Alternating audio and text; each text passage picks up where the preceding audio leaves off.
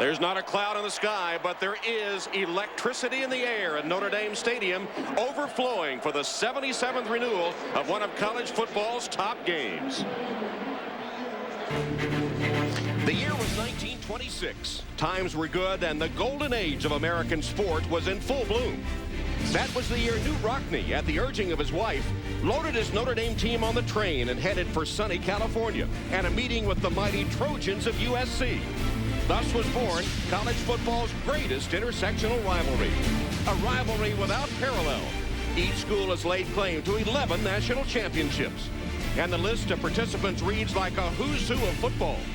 Legendary coaches and some of the most accomplished players in the game, each meeting laden with national importance. Notre Dame leads the series. However, in recent years, it has been USC in the ascendancy. National champions the last 2 seasons, boasting a 27-game win streak, led by a coach with an NFL pedigree. But now the Irish have been revived by their own NFL-trained coach and have re-entered college football's elite. It's a matchup worthy of the glory of the past. The year is 2005. It's USC, Notre Dame.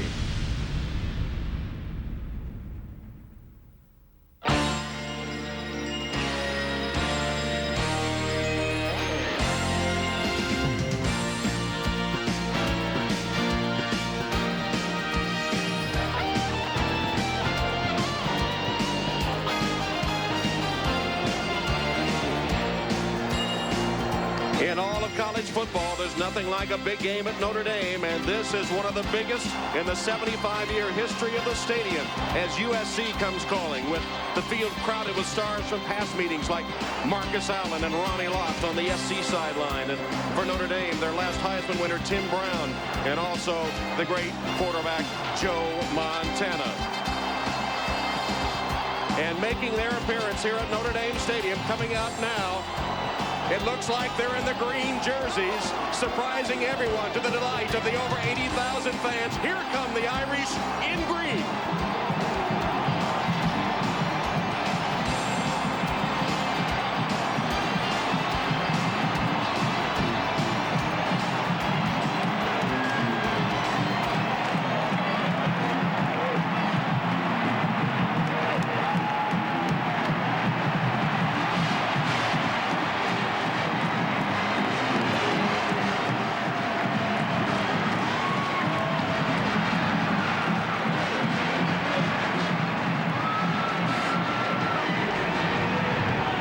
Charlie Weiss, as is his custom, the last one out of the tunnel.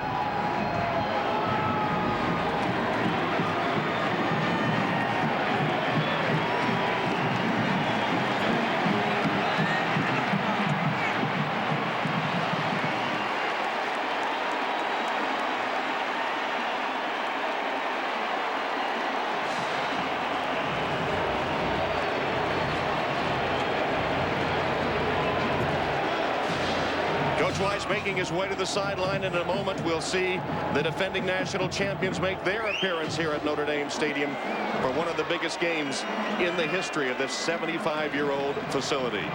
The build-up to the game has been off the charts. And the moment is arrived.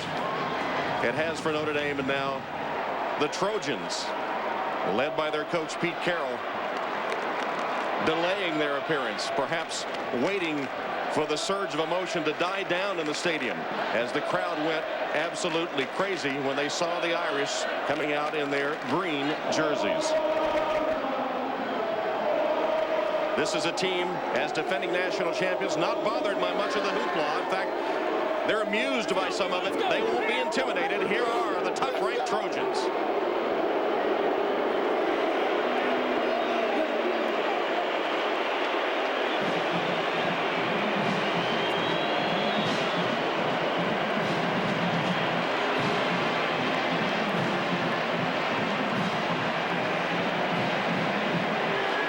Coach Pete Carroll jogging to the sideline.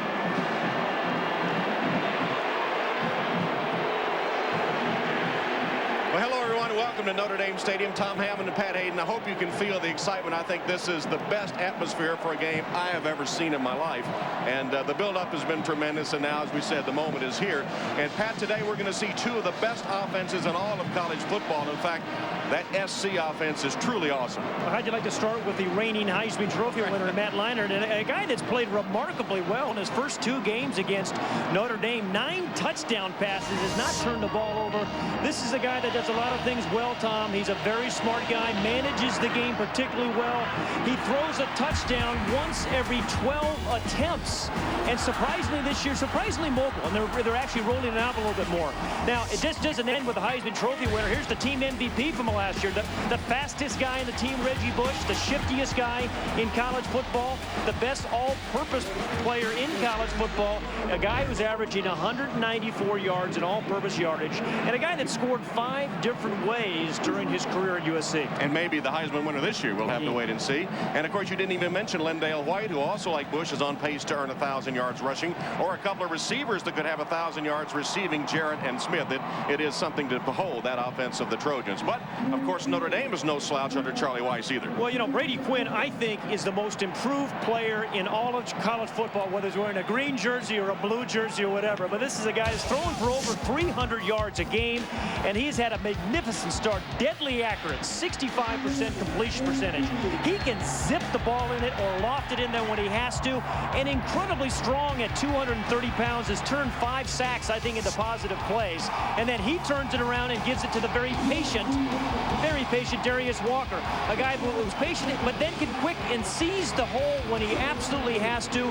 Very, very elusive to get those extra few yards. I think, as you said, 2 great offenses. I think it's going to take at least 30 points to win. Now, Notre Dame, we didn't even mention Jeff Shamarza, who has 8 touchdown receptions already this season. USC and Notre Dame, both starting quarterbacks are primed for today's game. Big games, big rivalries. I mean, that's part of the reason why you come to Notre Dame, is to play in these big rivalries, you know, especially here in Notre Dame Stadium. It's a great tradition, you know, that's a great game. The USC Notre Dame rivalry is an awesome game. It's fun to be a part of. Back with a kickoff after this from your local NBC station.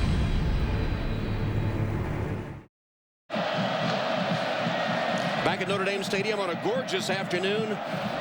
The USC Trojans, their 27-game winning streak, have won the toss. They defer, so Notre Dame will get the ball first.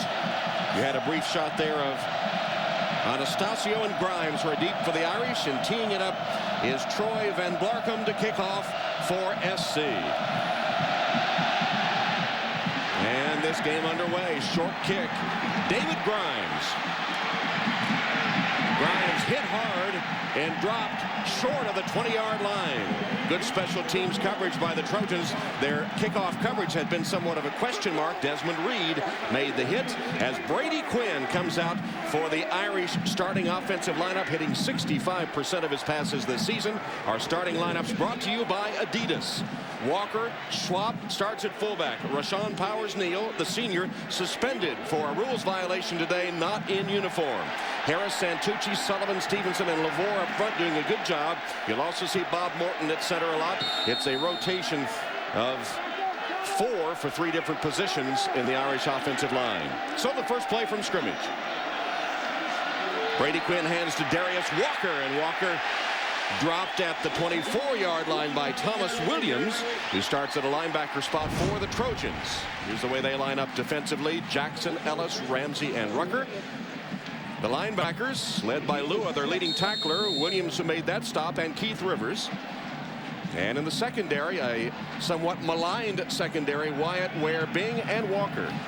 And Charlie Weiss said to us when we talked to him this week, this is a game about scoring touchdowns. We cannot win this game scoring field goals. Ball control's fine, but they have to score touchdowns, he said, as Darius Walker on the pitch showed that patience that you admire so much, Pat, and comes up tackled by Oscar Lua, enough for the first down.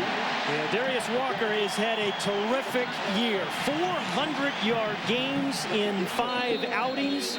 You see the 116 rushes and the 4.6 average, but interestingly enough, he's not had any run of more than 20 yards. But he breaks a lot of tackles, makes first downs, and keeps the chains moving.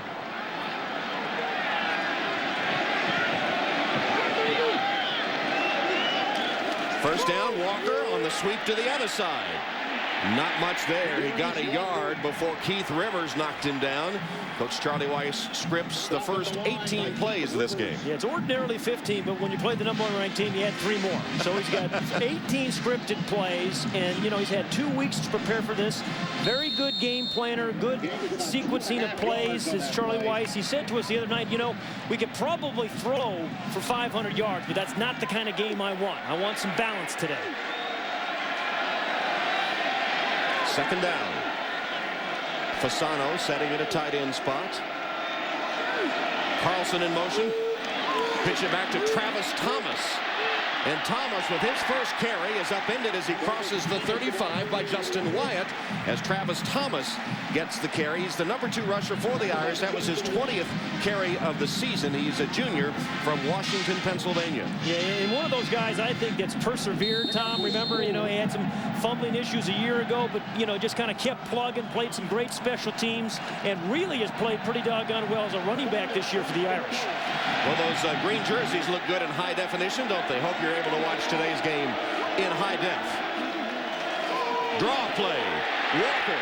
Darius Walker cutting off his blocker for a first down, just short of the 45-yard line, a gain of 9. Tom, remember we were really talking to Charlie Weiss about Darius Walker. He said, what do you like most about him? He says, his vision. See, just a good block there, a stalemate by 74 Dan Stevenson, and then the vision of Darius Walker. It's kind of one of those two-way runs on the little draw play. He says he tried to get the ball deep to him and let him use those eyes and that tremendous vision to pick out a hole. Coach Weiss says he trusts his vision so much that it doesn't limit his play calling. He can call all sorts of plays for Darius Walker. Looks like Brady Quinn might be adjusting the play. Fake the draw. Quinn got away from the sack. Tucks it under and dives close to midfield. There's the strength of Brady Quinn. Just what we talked about at the very top. That's at least the 16th time this year that I've watched Brady Quinn. I've watched every game on tape. That he has broken a sure sack that would have been a negative 8-yard loss. But the 6'4", 230-pound strong junior just makes something positive happen. And, you know, as a defensive back, and Darnell Bingwood from USC was saying to us this week, you cannot relax when you think you have him sacked, because he'll shake it and throw the ball downfield. As he shook the sack of Frosty Rucker there. Pass broken up, dangerous. Throw by Quinn, intended for Jeff Samardzija. Looked like he had double coverage. Ryan Ting, one of the nickel backs in for USC on that play. Really, because of injuries, he's actually their 4th different guy they've tried at a nickel back and made a nice play on the ball there in the slant. So the Irish facing a 3rd down now. 3rd and 6 on the first possession of the game. And this is Jeff Samardzija right there in the slot that's caught all the touchdown passes this year for the Irish. 8 of them. Quinn throwing it over the head of Matt Shelton, the intended receiver. Shelton broke in. The pass went out to the sideline, and it'll bring up 4th down for Notre Dame. And the first time the Irish get to see Reggie Bush, we said he's scored 5 different ways as a player at USC. One of them as a punt returner. He's done it as a kick returner, as a passer, and then as a runner and a receiver.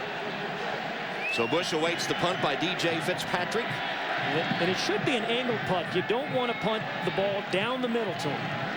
Fitzpatrick averaging 40.7 a punt this season. Bush says get away from it. Takes a good Notre Dame bounce. And a roll dead at about the 7-yard line. Nice punt by Fitzpatrick to back the Trojans up. USC's first possession when we return to Notre Dame Stadium. Notre Dame football is brought to you by Lincoln Financial Group, providing powerful financial resources to help you say hello future. By Adidas Basketball, impossible is nothing. And by Coca-Cola, make it real. Tom Hammond, Pat Hayden, Lewis Johnson inside of the Golden Dome at Notre Dame Stadium. Over 80,000 on hand for this meeting between the top-ranked Trojans of USC and the Fighting Irish of Notre Dame. Matt Leinart about to get his first chance under center. The reigning Heisman Trophy winner. 65% completions, as you see our Adidas starting offensive lineups for USC. Starting from their own 7, the 2 tight ends. Hand to Reggie Bush. And Bush threads his way through the Notre Dame defense for 7 yards on first down. Tackled by Maurice Crum. As we look at the Notre Dame defensive front, Abby Amiri, Laws, Landry, and Fromm. Maurice Crum, who made that stop, along with Mays and Hoyt, who is the leading tackler and leading sack maker for the Irish. Wooden, Ndukwe, Zibikowski, and Richardson in the secondary. A lot of pressure on their corners, so that front 4 for Notre Dame, it's really key to get to Matt Leinart and knock him down some. Second down and 3. Lendale White. He stopped for no gain. Trevor Laws hit him right at the line of scrimmage. Yeah, Lendale White, you don't stop him for no gain very often. You know, he's the kind of guy, big, burly back at 235 pounds. You see what he's averaging, 7.6 yards per carry. This is the kind of play in these third down situations this year at USC is move Matt Leinart around a lot. They've actually rolled him out quite a bit. Reggie Bush on the sideline. And Lendale White in the backfield and in motion. Leinart's first pass broken up and nearly intercepted. Richardson was there. Corey Mays, the man I believe that knocked the pass down. Yeah, and Matt Leinart took a shot from Derek Landry. A lot of good things there on the opening series for the Irish defense. Forced a third down, get Leinart's face, and then nearly picked it off. So on to punt is Tom Malone, who has punted only 12 times this season, and sends it on its way. Tom Zibikowski has dead aim on it, takes it backing up at the 25, gets by the first special teams man of the Trojans, and claws his way to the 42-yard line, where he is stopped by Keith Rivers. 60-yard punt, but 16 on the return as Notre Dame gets it back. Each team has had one possession, no score yet. USC and Notre Dame. Notre Dame did benefit from the exchange of punts. Yeah, picked up 24 yards in the exchange of punts. And that's that, you know, those hidden yards you talk about in special teams. Travis Thomas at tailback for the Irish on this first down play. Thomas, flea flicker, back to Quinn, sails it downfield and partially deflected and intercepted by Keith Rivers. And Rivers takes it back into Irish territory at about the 43-yard line. 14-yard return before he's pushed out of bounds by Ryan Harris. Well, it was the old flea flicker. You know, you come out and you wear the green jerseys and you run the flea flicker in your second series after getting real good position. It looked like Samardzija was open, but Brady Quinn got hurt. See, here's Samardzija. They're trying to get the ball to him. But the right arm, the throw was altered by Lawan Ramsey, I believe, the nose tackle, who kind of tipped the ball, and then it heads up. Keith Rivers makes the interception. And, you know, USC during Pete Carroll's tenure there. Might have been Frosty Rucker that got the... yeah, it was Frosty. Yeah. Has thrived on turnovers. Right. Yeah, during Pete Carroll's 5 years there, they're plus 77 in the turnover category. That's been one of the signatures in their success at SC under Pete Carroll. So after the turnover, spot the ball right at midfield. First down. Leinart with a fake. Winding up and throwing to a wide open receiver. Jarrett makes a sliding catch for a first down, a 13-yard gain. Yeah, we talked about those turnovers and, you know, Pete Carroll, defensive-minded coach, for all the excitement they generate on offense. Look at those numbers. You know, they were first in 2004 and 10th right now, but plus 78 now in his 4.5 years as the head coach. Carroll's also the defensive coordinator.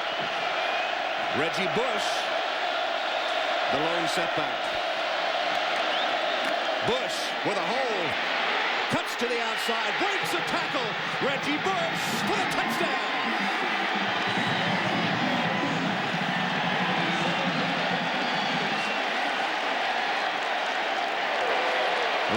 the SC band, Reggie Bush scampers 37 yards. You know, I think of Reggie Bush as the First Amendment with hips.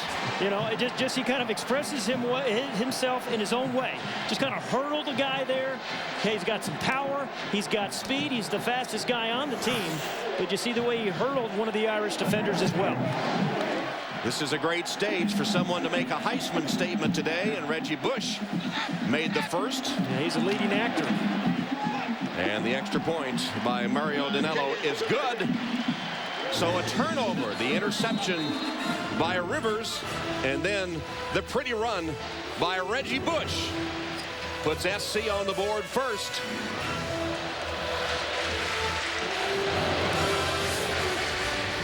Reggie Bush puts the Trojans up 7-zip.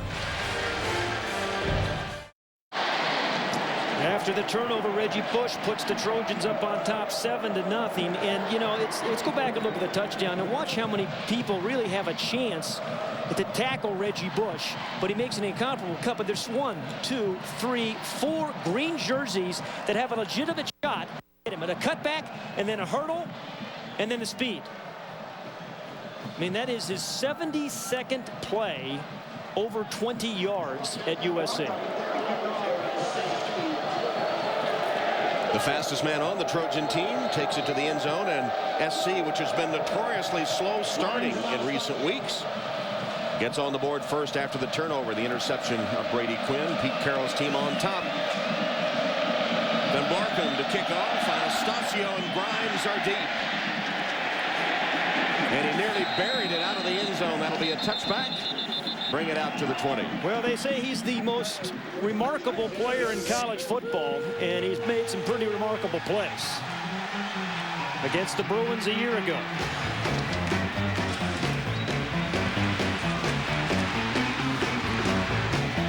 But he's a good dancer, you know. Absolutely. Ballroom dancing. It's kind of like trying to tackle a balloon in the wind. You know, you just never know exactly where he's going to end up. And he took it in for the score, as after the turnover, SC with 2 plays, 50 yards. It took all of 34 seconds for them to score. 3 wide receiver set. Handoff to Walker. And Walker stopped after a tough yard by the center of the SC defense. And then Frosty Rucker off the corner as well. Number 90, the guy who kind of tipped the ball earlier to cause the interception. A guy that in high school he was an all-state running back. Now he's the last 2 years he's been a defensive lineman, defensive end, putting a lot of good pressure on the quarterback this season. Tustin High School. Running back, as you said, and linebacker, now defensive end.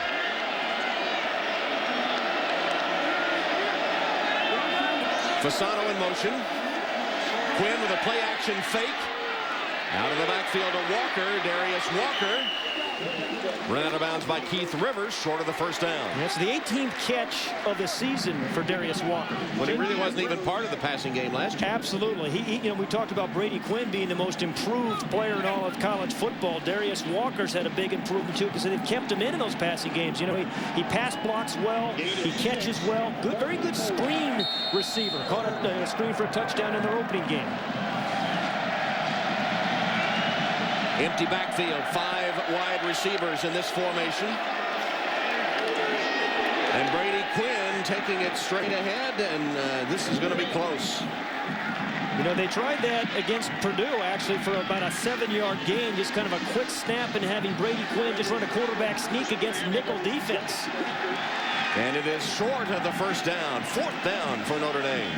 Now, you know, Charlie Weiss is going to punt it here, but I think this is the kind of game that Charlie Weiss is going to end up going for it a lot on 4th down and 1 and 4th down and 2. Actually, they're going to go for it here. And SC takes a timeout. 4th down and a less than a yard.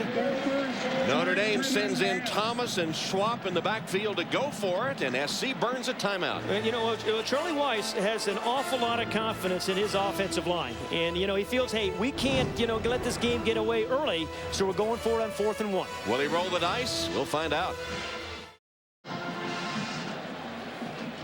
Back at Notre Dame Stadium, Charlie Weiss set to take a big gamble here. 4th down and a half-yard, but the ball just short of the Irish 30-yard line. 4th down and a half-yard. He's going to go for it. And remember, Rashawn Powers-Neal out of this game. Ordinarily, their short yardage runner. Notre Dame has converted 4 of 8 4th downs this season. They break the backfield. Nobody in the backfield. Maybe trying to draw him out. Yep. Brady Quinn again didn't need much, just needed to take the ball across the 30, and he does. He's got it. Nice play call by Charlie Weiss. Spread him out, open backfield, gives the quarterback a little bit more room. A big, strong quarterback. A big, strong quarterback at 6'4", 230 pounds. He's already seen him shake one sack off. I'll tell you what, he didn't have much margin to spare, though, as Frosty Rucker had him wrapped up, but he is able to lean forward and get the first down. So the first big gamble of the game, Charlie Weiss, pays off for the Irish to keep the drive going. Well, remember he went for it against Michigan State on 4th and 15 and converted. Quinn, first down pass. In trouble. Deflected and almost intercepted again. The protection broke down for Brady Quinn. So that had to be good coverage by USC because Brady Quinn had pretty good protection early on. Just kind of double pumped, double clutched it, waiting for somebody to get open. And then finally the rush gets there. The ball gets tipped. Blitz on the outside by Lua, who got there late, and also Thomas Williams. So 2 of the 3 linebackers come after Brady Quinn. And Williams, the man that deflected it. So Brady Quinn opens up only 1 of 5, including that interception. Quinn again has to adjust and throw it complete. What a catch made by Fasano as tight end. Despite the coverage from Keith Rivers, Fasano able to hang on to it. You know, he hangs on to a lot of them, doesn't he? Anthony Fasano, his 24th catch of the year. One of the premier tight ends in all of college football. And I tell you, when you're a quarterback, Tom, and you're kind of struggling a little bit, you're 1 of 5, and you're throwing an interception. Boy, if you have a big tight end who can catch, is that a friendly sight out there? And 6'5" Anthony Fasano goes upstairs to haul it in. First down, Irish.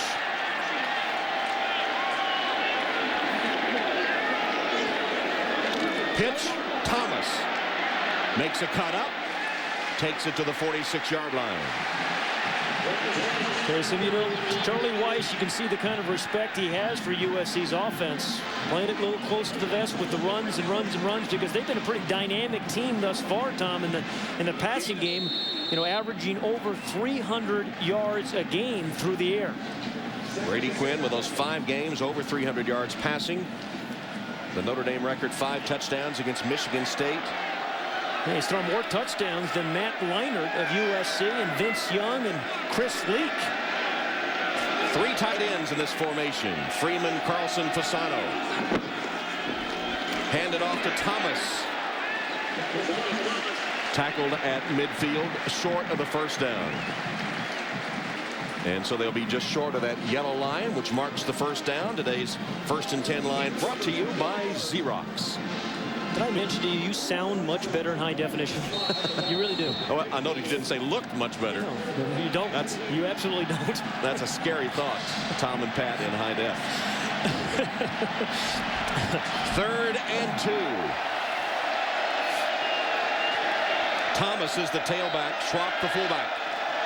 Travis Thomas following his fullback, pounding ahead and thrown back to the SC defense. Let's see where they mark his forward progress. It should be enough for the first down. Keith Rivers with another tackle for the Trojans. You said pounding ahead. Good use of words, Tom. And Charlie Weiss said to us Thursday night, Travis Thomas is going to play a lot. And he said, what I like about him, he likes contact. And I tell you, that is what you like on 3rd and 2. You don't want to have a guy who's afraid of contact. First 18 plays, they were the scripted plays, 12 rushing and 6 passing. The freshman fullback Schwab actually fanned on his man that time, but Thomas still able to pick up the first down. He's the setback. Give it to him. Nowhere to go. They turned him around. He lost 2 or 3 yards. Was he going to pitch it back to Quinn again? No, I don't think so. And the way he turned around like that. Of course, I didn't think they were ever going to come out in green jerseys either. We talked to Charlie Weiss this summer. Remember, Tom? He said, no, I'm never going to do the green jersey thing. He was just trying to spin away, I guess. Yeah, good quick penetration by Cedric Ellis, the nose tackle. Pete Carroll said to us this week, hey, Cedric Ellis at nose tackle is going to give the Irish offensive line some trouble with his quickness. Yeah, Charlie Weiss did say, I'll never wear the green jersey, so here they are in the green. They've lost their last 3 games wearing green, but the last 3 times they've worn green against SC, they've won. Oscar Lua stopping Darius Walker there for a short game. It's going to be 3rd and long as we check in with Lewis Johnson. All right, John. Well, we heard the reaction from the Notre Dame fans when they saw the green jerseys. Even Joe Montana down here told me that he was surprised. Now, the last time that Notre Dame won these was against Boston College back in 2002. And I asked Charlie Weiss as he made his way to the sideline, when did he decide to do this? And he said 2 weeks ago. That must have been after the Purdue game. And then I asked him why. And boy, the look he gave me caused me to backpedal. But I got the feeling that it was just the moment, just the right game for the green jerseys. John? All right, Lewis. Quinn in the shotgun here. 3rd and long. 3rd down and 10. He has 4 wide receivers. Quinn with time. Lost it for Stovall. Couldn't catch it. And a flag down. John Walker will be called for interference. Good play by Brady Quinn for giving his wide receiver a chance. Keeping the ball inbounds. How many times do you see when a guy's covered, quarterback throws it out of bounds? Smart play by Brady Quinn as he gives his big wide receiver, Maurice Stovall, who's had a marvelous year, a chance. 6'5" against Walker, who was beaten last week. Deep, pretty good coverage there. And then the late pass interference, good call by the officials, and a good throw by Quinn. I like the way he put the air under it and gave his big receiver a chance, as you see the obvious interference call on Walker. Boy, you know, Brady Quinn has really become a good deep ball thrower, hasn't he? Yeah, the knock on him the last 2 years was that he never throws deep. Well, you know, and earlier this year they kind of dinked it a little bit, but as the offense have expanded, they've given him a lot of shots downfield. He's thrown it to Maurice Stovall and Jeff Samardzija in particular down the field well. And his coach Charlie Weiss, who should know, says he has a bright future in the NFL. He's just a junior. Swing pass to Schwab, the fullback. Tough to get him down, but SC does at the 30. There's a penalty marker on the play. Justin Wyatt, the tackle. You know, you mentioned this being a Heisman Trophy stage, and we have 3 main actors, and Matt Leinart, of course, and Reggie Bush. But Brady Quinn, if he could pull off an upset and have a big day, he would be absolutely on top of the list. Personal foul against the Trojans.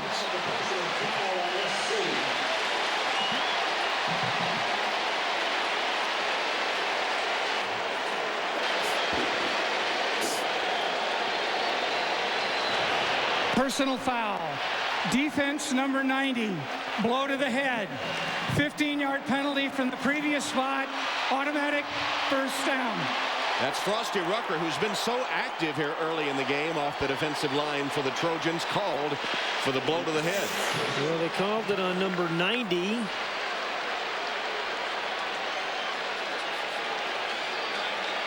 No, I don't think it was there. Frosty Rucker was on the other side of the field. Here he is, right down here. Yeah, what? Yeah, there's it. Yeah, that was might have been Rucker being number 20. You think? No, in the second replay, Frosty Rucker did use his right hand as a club, so it's a good call by the officials. Boy, Notre Dame has been awfully good inside the 20. 19 trips they've had, or excuse me, 21 trips and 19 touchdowns. 3 tight ends. Thomas, the running back. Travis Thomas trying to cut it back.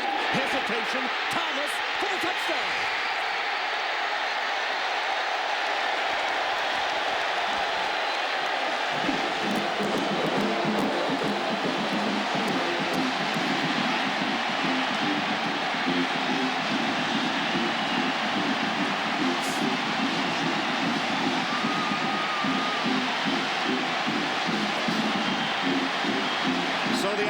Converting on a 4th down deep in their own territory, aided by a couple of Trojan penalties, punch it in, and Fitzpatrick extra point away from tying the game.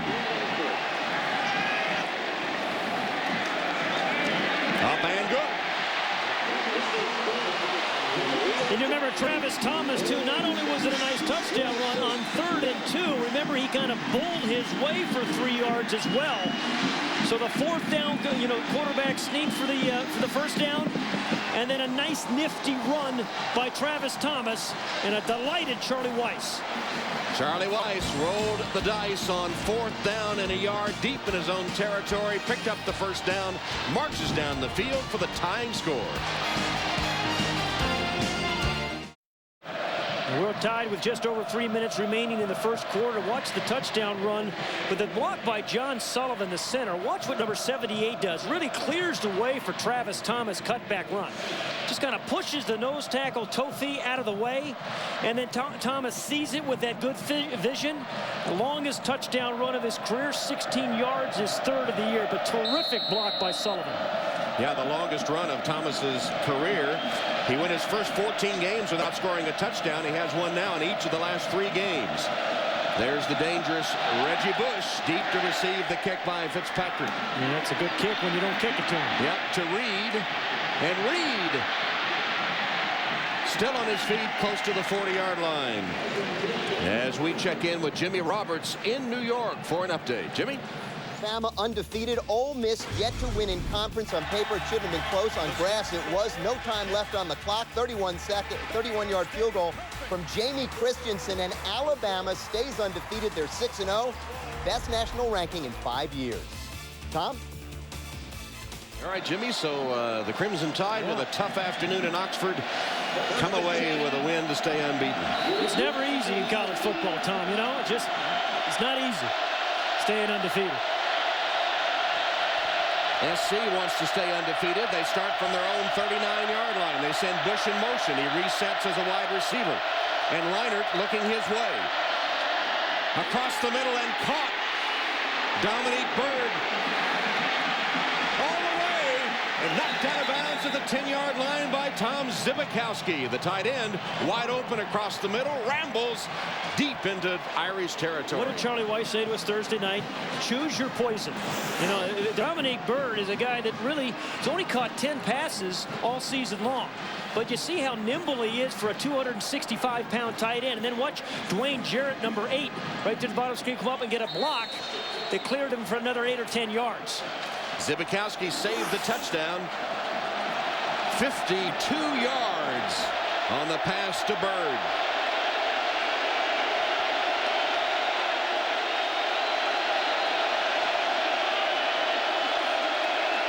Leinert hands to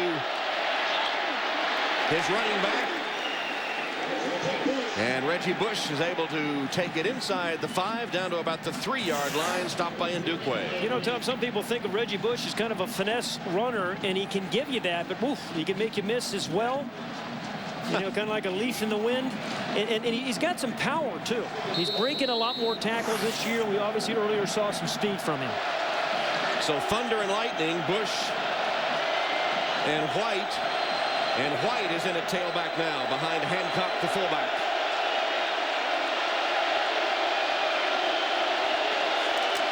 Lendale White looking for a hole, breaks to the outside and scores.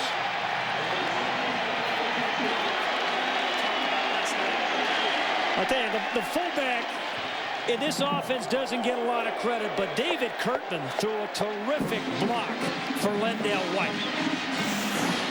Watch the fullback, Kurtman, kind of weave his way through some traffic. Get that lead block that Lendale White saw and felt and then ran around for the touchdown. Ambrose Wooden took him right out of the play, and now Danilo will try the extra point. And he has it good. Danilo, who hasn't missed an extra point with a lot of work this season. Lendale White with his 11th touchdown run of the season. And just like that, SC answers the Notre Dame touchdown. Bang, bang, they're in the end zone again. Trojans up 14-7. Thunder and Lightning have put USC on top. That's Thunder, Lendale White, who scored the latest touchdown after Lightning. Reggie Bush scored the first. Well, you know, they both scored touchdowns, both of them, in 4 of their last 5 games. There's Lightning. Kind of cool to have a nickname like that, right? Well, you need one. You need a nickname, Tom. I'm more like Drip. Van Blarkham kicking to David Grimes out of the end zone. This time he's gotten each kick further than the last, and that one is touchback. off the foot of Van Blarken. How about the touchdown runs by old Thunder and Lightning?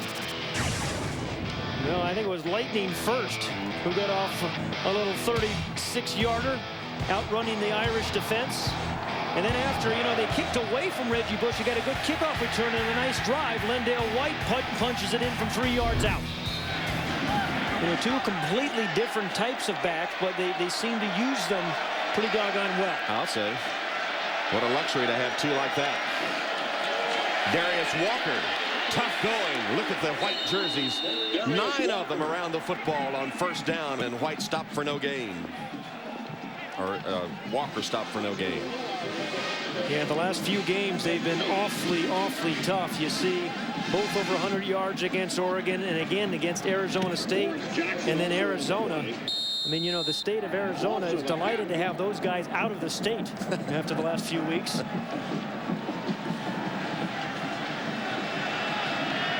The USC's played pretty good first down defense when the Irish have come into this game averaging over 6 yards on first down this season. David Grimes, nowhere to go. Darnell Bing was not fooled as they handed it to Grimes on the end around, and another loss setting up 3rd and long for the Irish. Now, number 20, the right part of your screen, Darnell Bing, their strong safety, playing very close to the line of scrimmage. And there for the reverse, you know, we had a chance to talk to Darnell on Wednesday, and he said, boy, this Notre Dame offense, they have the full package. And he was singing the praises of Brady Quinn, saying in particular, he's so strong, just when you think you have him sacked, he beats the sack and throws the ball downfield. Well, they'll be looking for a sack here on 3rd and long. And Brady Quinn calls a timeout with the play clock down to 1.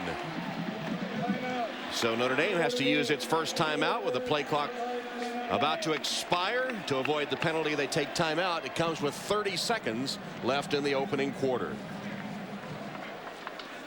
And for much more Notre Dame football, log on to NBCSports.com. Click on a special section, NBC's Notre Dame Central, for Pat's analysis, including his look at how Irish quarterback Brady Quinn has become a top Heisman Trophy candidate. Plus, vote for your choice for Irish MVP. That's all at NBCSports.com. Do you know how to get online?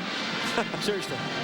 Just because I don't have a BlackBerry, let me explain this to you. Why would you want emails to follow you everywhere? You're right about that. Well, you know, important 3rd down here for, you know, anytime you play this USC team, you know you're going to have to score 30 points, right, to beat these guys. And so this is a really important 3rd down, not to convert, so you don't give USC good field position. Well, they haven't shown any signs of stopping SC today either, except for the first drive that the Trojans had. Well, good pass rush on Brady Quinn. So he's only 3 of 7. He came in 3 of 7. You need to. I need some help here. You didn't allow for the windage. You got to let that go. But 3 of 7 when he's completing 65% of his passes on the year. You know, this is an Irish team that strikes me. They're much like Charlie Weiss. You know, they don't get discouraged early. They just kind of keep chugging. Well, you know, that's like SC. They didn't get discouraged early. Trailing Oregon, trailing Arizona State. They have a supreme confidence about them, and they've been able to back it up. 3rd down and 10. Shotgun Quinn, 4 wides. Thomas in the backfield. Comes the blitz. Irish pick it up. And Quinn lofts it for Stovall.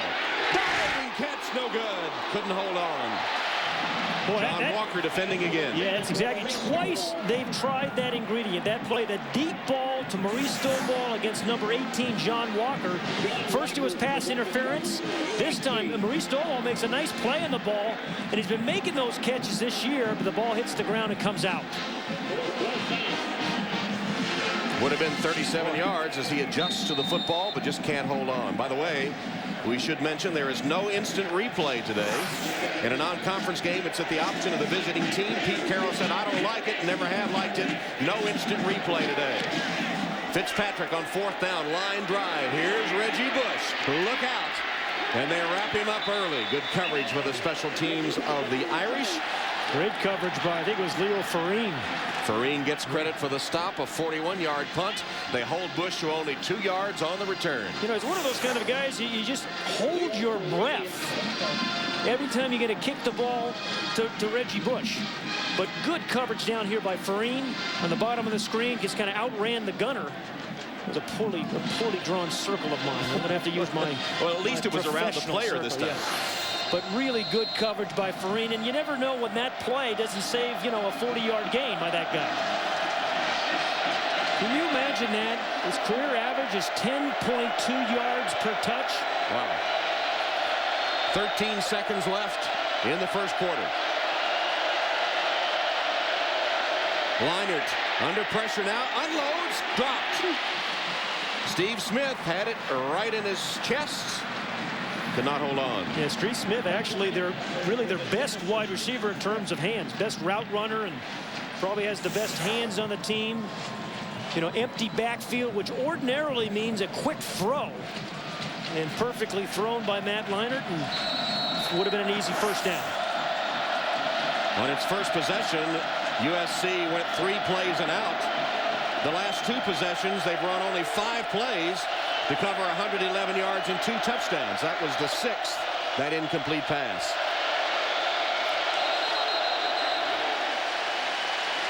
Flag is down. So the audible attempted to be called by Matt Leinert, doing a lot more of that this year. Ball, false start, offense number 83. 5-yard penalty, still second down. Fred Davis, guilty of the false start, comes out of the game. Ouch. Don't want to go see Pete Carroll right about now. Yeah, you can't get a note from your mom when the coach is that hot, you know?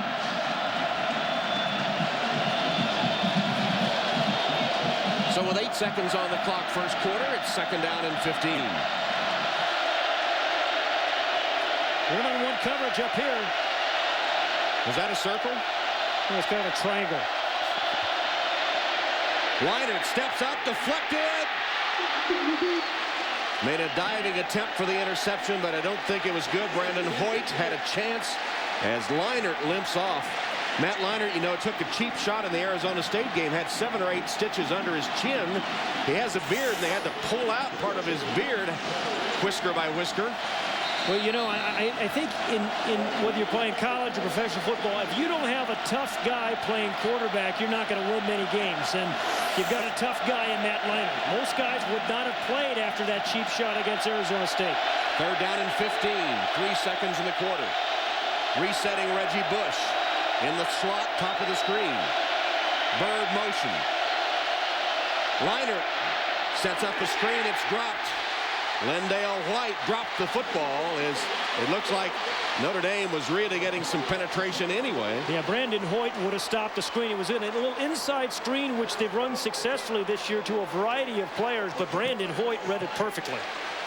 And that play will bring the first quarter to a close, so it'll be a punting situation for the Trojans when we come back to start the second quarter. At the end of one, 14-7, we'll return to Notre Dame Stadium after these messages from your local NBC station.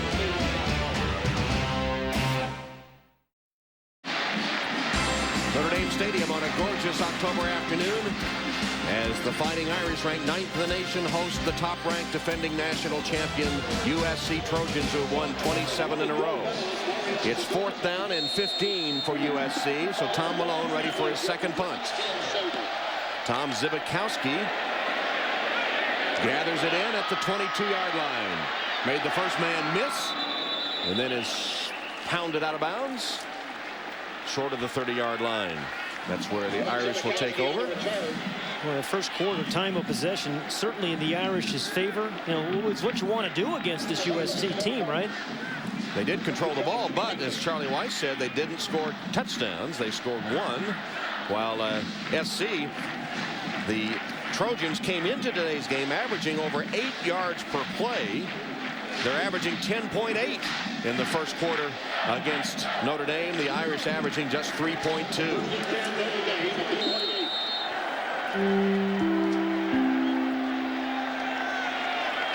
From the 28-yard line, first down. Quinn with a play-action fake. He's going to run with it. Brady Quinn Close to the 35-yard line. Chased down by Oscar Lua. About a 6-yard gain. Yeah, looking for Jeff Samardzija, their deep play threat. The guy who's caught those 8 touchdown passes deep on that play. Had him open early, but got flushed out of the pocket. Couldn't get the ball to him. Yeah, there's Jeff Samardzija. What a year he's had. 28 catches, 8 of those going for touchdowns. And what I like about him, Tom, he really uses his hands. He's not a body catcher. He's always going to reach out and catch the ball early in the ball flight. Sometimes just one hand reached out to make the catch, as he had that sparkling catch against Purdue. Handed to Darius Walker, kicking his way forward for a first down. Gain of 9, first down Irish. Stopped by Keith Rivers. He starts slowly on a lot of runs, Darius Walker, but that's that patience we talk about and the vision. He's just kind of waiting for things to develop. He said you just can't rush it sometimes. So he gets it, 7 yards deep, waits, and then the burst. And then enough elusiveness. He's had an awfully solid year for the Irish. Really a durable guy, doesn't take a lot of direct hits. He's had 4 100-yard rushing games in the first 5, and could have had it against Purdue. That one, Quinn chased, wings it toward Fasano, incomplete, as the rush forced him to try a desperation heave just short of Fasano. You see the corner blitz by number 18, John Walker, because if he had some time, Lawrence Jackson, a defensive end, was covering Anthony Fasano. It's one of the things, you blitz the corner, you got to drop off a defensive end, and he had a matchup Jackson against the tight end. Second down and 10. The play calling of Charlie Weiss against the defensive calls of Pete Carroll, 2 coaches that learned their trade in the NFL, matched up here at Notre Dame Stadium today. Short drop, Quinn's pass on target, Maurice Stovall. Well, it's clear that Charlie Weiss is trying to pick on John Walker, isn't it? Yep. I mean, that's the 3rd ball, 2 deep ones to Maurice Stovall. That a quick out. And it's been kind of something that Charlie Weiss did. As soon as you have loose coverage on Maurice Stovall, if you don't bump and run him, they'll throw just a quick ball to him, let him break a tackle. That time kind of a quick out for a first down. 11 yards, first down Notre Dame. Maurice Stovall lost, 15, 20 pounds. That's one of the things Charlie Weiss said. And he said we wanted him with a lot more stamina. And as we talked to him this week, he said, I just feel a lot lighter on my feet. Yeah, Maurice said he even feels quicker, and the stamina definitely improved. First down pass, Brady Quinn. Whoa, dangerous throw right into traffic intended for Fasano. He had a couple of Trojans draped all over him. Wow. Yeah, Oscar Lua, the middle linebacker in particular.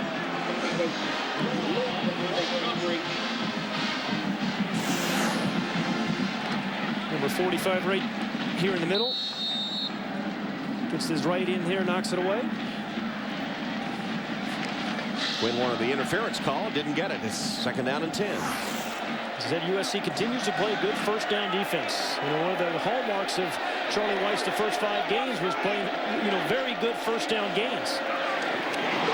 Samardzija can't handle the throw from Quinn. He had Stovall in front of him getting a block too. Might have been something brewing. But Quinn's pass over the head of Jeff Samardzija, over the head and behind, it appeared. Brady just seems a little quicker than he ordinarily is. Only 4 of 12 on the day. Again, a guy who came in with playing as he was a hot quarterback. So third down and 10 from the USC 46-yard line. I think Charlie Weiss is thinking too, hey, 2 downs to get these 10 yards. Quinn in the shotgun. Fasano in motion. Quinn rolls to his right, plants his feet and delivers. It's caught on the sideline. Got 1 foot in, did Jeff Samardzija for a gain of 13 yards. Well, he continues to do it. And using those hands. If you're a body receiver, when you catch, you have to use your body to catch the ball. You don't make this catch. Just kind of stabbed it with his left hand, got the left foot in, but he continues to make remarkable catches. If he got the left foot in, it was very close. Well, but as we said, no replay. Yeah, no review today. And Pete Carroll said, I just don't like replay. Never have, and sometimes they get it wrong. It slows down the pace of the game. Samardzija with his first catch gives Notre Dame another first down. This time at the 33 of the Trojans. On the draw play, Travis Thomas, short yardage. Take a look at the last play here by Samardzija. The catch to get a foot in. He's got possession. I don't think he got in there. Don't think he dotted the I. Well, it goes as a catch. Keeps the Notre Dame drive going. It's now 2nd down and 9 from the 32-yard line of SC. Trojans leading 14-7 in the second quarter.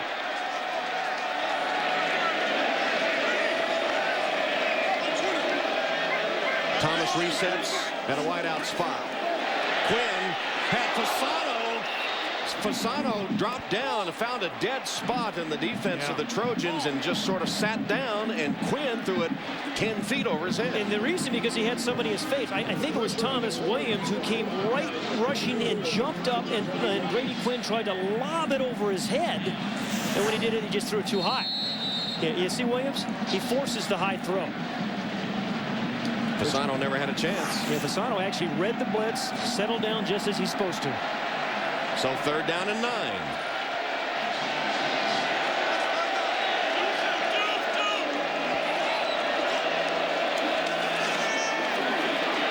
Quinn goes for the end zone. Samardzija.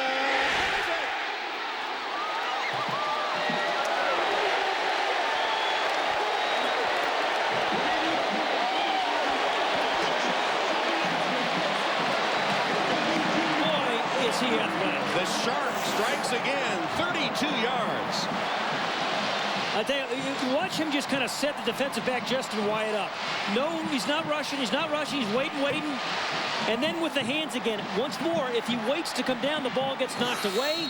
Maybe he's tackled, but goes up and gets it as high a point. He's 6'5", and that's the 6th straight game where he's had a touchdown reception. Tying the record, his 9th of the season, as the extra point by Fitzpatrick splits the uprights, and Brady Quinn has thrown a touchdown pass to Jeff Samardzija, and Charlie Weiss and the Irish tie it at 14. Now, even when Samardzija's covered, he's open. I mean, he had 7-inch height advantage on Justin Wyatt, and Brady Quinn did a great job again of keeping the ball in the field of play.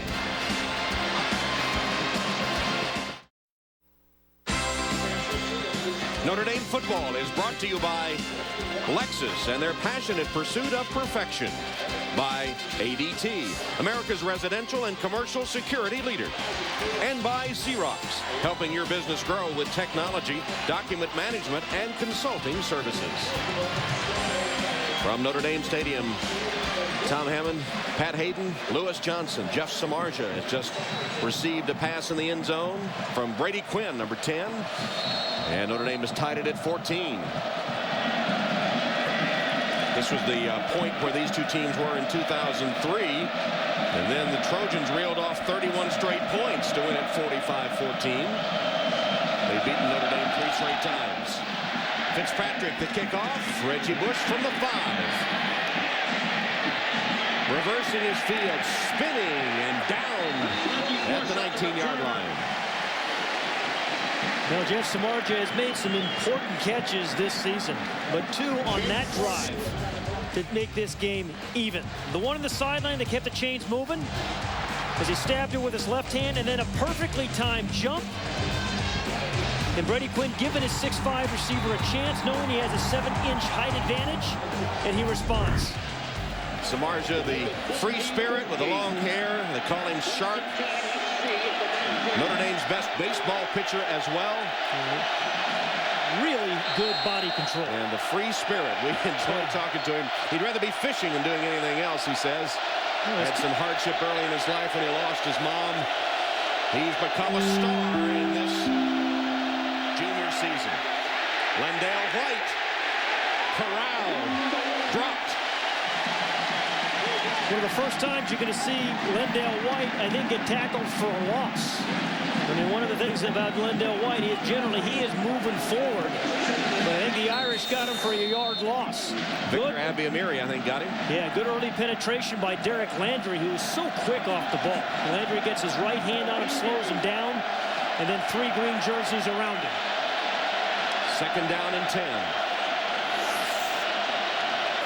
Reggie Bush down here Bottom of the screen.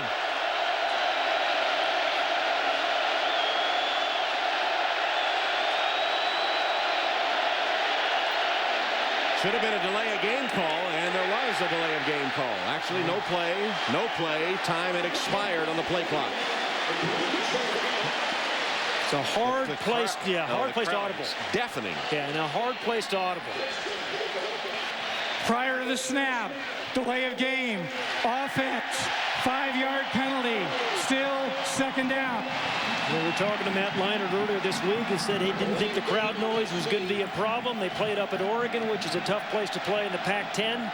Arizona State, but I don't think anything like the noise you're getting today. No. Look at that, 2 of 6. And it's probably worse on the other end of the field before the student section of Notre Dame. It's pretty loud right here.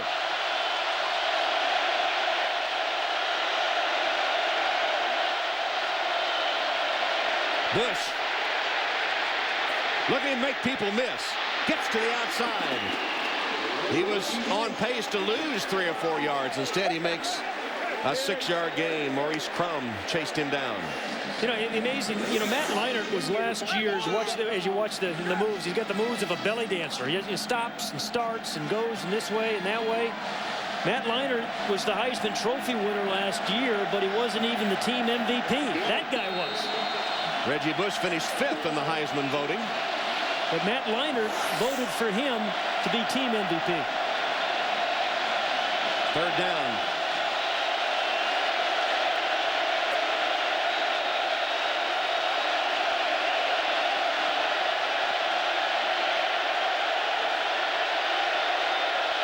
Leinert's screen pass. Brandon Hoyt made a great play on Reggie Bush. The elusive Bush had blockers in front of him, and Brandon Hoyt got him down by shoe top. And that's the 2nd time in this first half that Brandon Hoyt has smelled the screen, read it perfectly. The first one to Lendell White, this one to Reggie Bush. And then, it's pretty hard tackling that guy in the open field, but a great tackle by Hoyt. Malone got the punt away, nearly blocked. Here's Zbikowski. Trying to get to the outside. He has blockers in front. Tom Zbikowski. Malone to beat. Shakes him off to the 5 and a touchdown.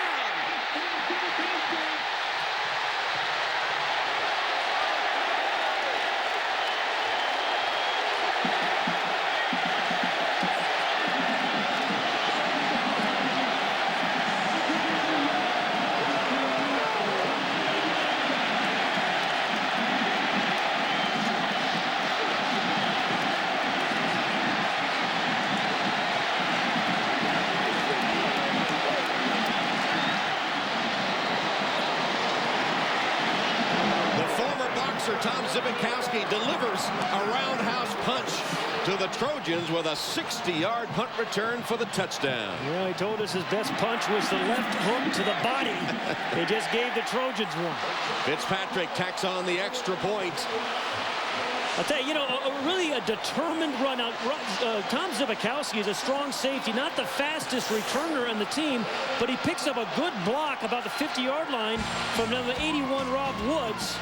And then it was just all breaking tackles and determination to get the ball in the end zone. Big special teams play for the Irish. And the Irish take the lead on Zbikowski's 60-yard return, 21-14. Notre Dame Stadium, seen from the Goodyear blimp, rocking as the Irish take the lead. For 80 years, one of America's most recognizable images, the Goodyear blimp floating overhead, giving us these aerial views, reminding you to travel with peace of mind on Goodyear's new Assurance tires. Tom Zbikowski, the first Notre Dame punt return for a touchdown in 43 games. Last time it was Vontez Duff against Maryland back in 2002. And he broke about 4 tackles to get the ball in the end zone. Fitzpatrick kicks. Directional kick. That's a loose ball as it rolls into the end zone over the head of Reed, who couldn't field it, and then down for the touchback. And Reed might be hurt, number 22. Well, the Trojans have struggled on special teams this year. As you look at Reed, they gave up 159 yards in kick returns last week. to Arizona and then give up a long touchdown on a punt return today. This is a very valuable special teams player for the Trojans, Desmond Reed. He's also a backup running back to Bush and White. Carried 19 times this season for 137 yards and a touchdown. Oh, yeah, just kind of on his right knee. Yeah.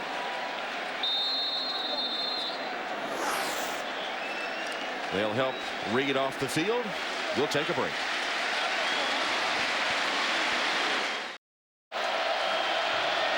.10:23 left, second quarter, 21-14 Notre Dame. And the SC offense back out. It's been quick strike or nothing for the Trojans. Their 2 TD drives took 5 plays. Their other 3 possessions have been 9 plays, 3 punts. Notre Dame's had the ball for 14 minutes. Play action fake. Leinert rolls. Pass short. Complete to Bird, the tight end, who had a... Let's go back to that Tom return by Tom Zbikowski. Tom, it was really a remarkably determined run, but Chase Anastasio comes up and makes a terrific block for him. He's the guy right there that kind of, springs that one last guy that had a legitimate shot to get before he got the momentum going. And then Zbikowski just breaks 3 tackles.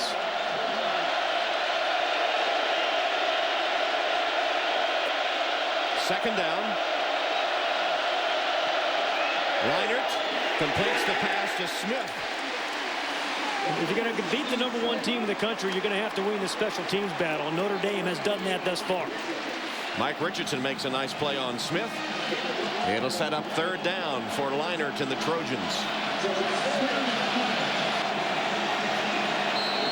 So this is a really important down for USC. All the momentum is in Charlie Weis and the Irish's favor.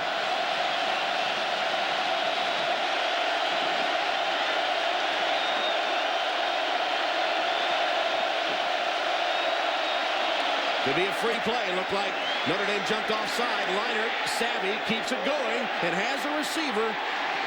Caught by Steve Smith. He'll be dragged down inside the Irish 40-yard line. It looked like after the penalty marker, some of the Irish secondary members gave up on the play, and Leinert took advantage. Yeah, what a smart play by Matt Leinert. At the very top of the show, one of the 3 ingredients we said he possesses in abundance was intelligence. Knew he had a free play, got the ball downfield. Give yourself a chance. Offside. Defense. The nose guard. Penalty is declined. First down. That's referee Jack Wood heading up today's Pac-10 officiating crew. So he's always got to get a free one. Just give yourself a chance. And actually, Zbikowski just a little bit late getting there because he had a chance to make a play on Steve Smith. Yeah, Steve Smith, give me a chance. Throw it up. So heads-up play by the Trojans. They have a first down at the 38-yard line. The pass covered 37 yards. Pitch to Bush, trying to get a block on the corner. No, he's going to throw a pass, and it is incomplete, off target, intended for Jarrett. Ambrose Wood, number 22, the corner, was not fooled. What a smart play by Ambrose Wooden, a guy that's made at least 3 significant plays for the Irish this year. It's a pass all the way, and it just wasn't fooled. Remember, Reggie Bush has thrown for a touchdown in his career. But remember the hustle plays Ambrose Wood made against Michigan when he made a tackle on the 1-yard line, then recovered a fumble, and then Purdue, and then an interception against Washington in the end zone.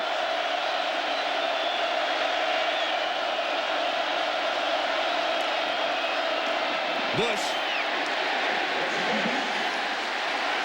Thrown back by the center of the Irish defense. Corey Mays, the linebacker, cleaning up. I think I saw a flag. There's a flag way over in front of the SC bench, I believe. Yeah, but for the one run by Reggie Bush, they've bottled him up pretty good. But he's the kind of guy that can change the game in one play in 3 different phases.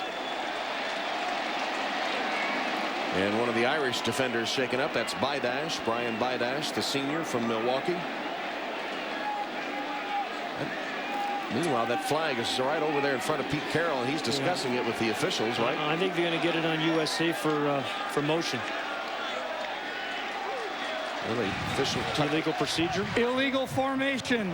Offense. 6 men on the line of scrimmage. Penalty is declined. 3rd down. Need 7. On the line of scrimmage. Pete Carroll's had that string going now 27 in a row.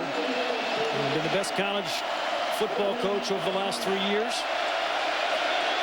3rd down and 8. Empty backfield. 5 wide receivers. Usually means a quick throw.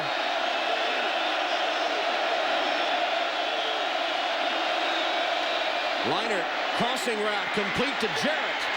Shakes one tackler, then is ridden down short of the 20-yard line as Ndukwe the first to hit him. Gain of 14. Flag down. And a late flag, or actually a flag back in the backfield. Might be a late hit on Leinart. Well, he's been taking some shots the last 3 weeks in particular. As I said, you can't play this position at this level at Notre Dame or USC unless you have a tough guy playing quarterback. Roughing the passer. Defense. Number 40. Penalty will be enforced from the end of the run. Half the distance. Automatic 1st down. Maurice Crum roughing the passer. An outside linebacker. I think this is Maurice here. On the top of the screen, excuse me. Here he comes here. Late hit the back. We talked about Leinart the last 3 weeks. He's taken a lot of shots. I think that's the 17th hit, actually, he's taken the last 3 games. So the Trojans, after the penalty, get a 1st down at the Irish 11. Leinart, fade route, Jarrett, and Smith it is. Smith, and that is intercepted. Intercepted. Ndukwe.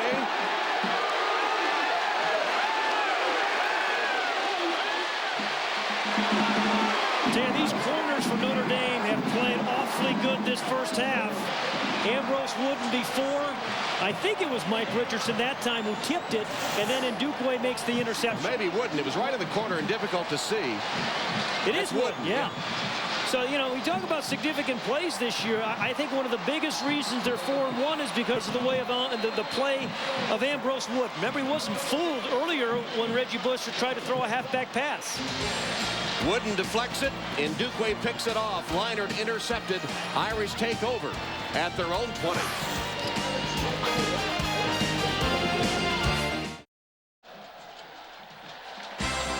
Notre Dame football is brought to you by Chase. Chase is built around the choices you make. Your choice, your Chase. Ambrose Wooden tipping the ball intended for Steve Smith, picked off by his teammate Chinedum Ndukwe. Yeah, two big plays he's made in this first half. The halfback pass by Reggie Bush, and then excellent coverage here. Gets the ball up in the air, and then Ndukwe. The red zone defense by Notre Dame has been sensational. That is the 6th turnover they have created when opponents have gotten inside the 20-yard line. In the last 2 years, they only had 6, but 6 this season. That's the first Matt Leinart interception against Notre Dame in 82 attempts. Darius Walker hit hard and dropped after a gain of a yard. Well, Frosty Rucker chasing the play down from behind. Rutgers had a big first half. Just under 8 minutes to go in the first half. 21-14 Irish. Again, the time of possession significantly in favor of Notre Dame. Over 14 minutes of possession by Notre Dame, under 8 minutes for USC. So Charlie trying to take the air out of the ball, gets a special teams play. Going all according to plan for him. Fake to Walker. Quinn is sacked. Keith Rivers on the blitz before Quinn ever had a chance to look downfield. Well, Keith, if you talk to Pete Carroll and you ask him about Keith Rivers, the word out of his mouth is fast. Very fast. Absolutely unblocked. And he's too fast not to block. Loss of 11. Puts the ball back at the Notre Dame 10-yard line. And here's your Brady Quinn, Tom. You just really got to know the situation. Again, you're still up 21-14. Just don't force anything right here.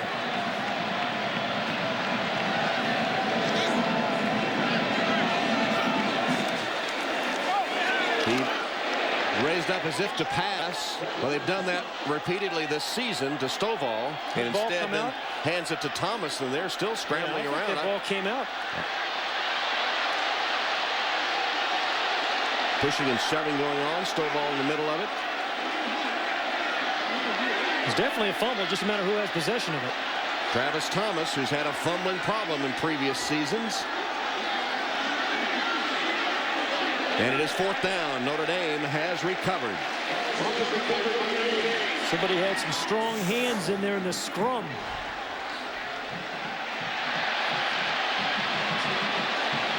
Pinkert, number 36, kind of rips it out. The ball comes out. It's a fumble.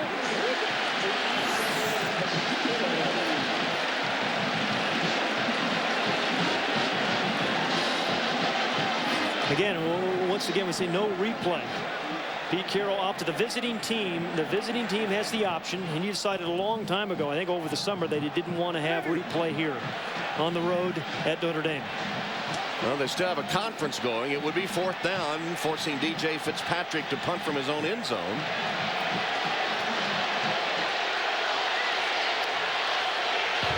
Dead ball. Personal foul. Defense number 36. 15-yard penalty and an automatic first down. Oh, wow. What a call. Josh Pinkard, the sophomore from Oxnard, California, called for the personal foul. I saw a lot of people shoving. I didn't see any harm done. The flag goes down, and that puts Notre Dame in business. They'll step it off and give the Irish a first down. Well, for USC, that's about as bad as it gets, because you backed them up, you force a punt, you're going to get good field position, you know, with a dynamic offense, and then you turn it back over to Brady Quinn. 5 penalties, 56 yards against the Trojans, and they've been costly step-offs. They helped one Notre Dame touchdown drive. Only 1 penalty called against the Irish. So spot the ball now at the Notre Dame 25-yard line, first down. We've just passed the 6.5-minute mark in the first half, and the Irish lead by 7. And wouldn't Charlie Weiss just like to take the air out of the ball, get a couple of first downs, going to halftime up by 7. Matt Shelton in motion. Short drop and a draw play. That's a helmet that came off, not the football, as Quinn holds on to it for a short gain. Or a head, I'm happy to report. Lua and Rivers. My imagination just seems like more and more football helmets have come flying off of players this year. Even though they have those double chin straps, I think maybe the game is just so much quicker. Here's a no-huddle offense for the Irish from the shotgun. Brady Quinn. Plenty of time. Finally unloads it to Walker out of the backfield, and Walker dives across the 35. Close to the first down. He has it. A gain of 8. We have 2 timeouts remaining, does Notre Dame, and a good field goal kicker in DJ Fitzpatrick.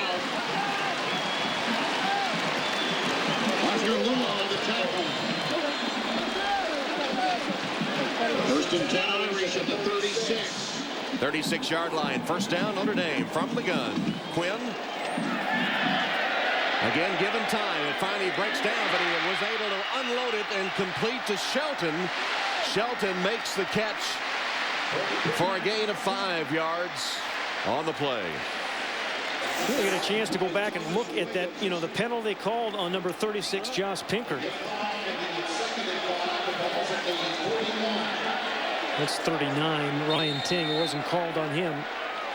Stovall in there shoving around. There's, well, couldn't see it, but that's Pinkard, the man that drew the penalty.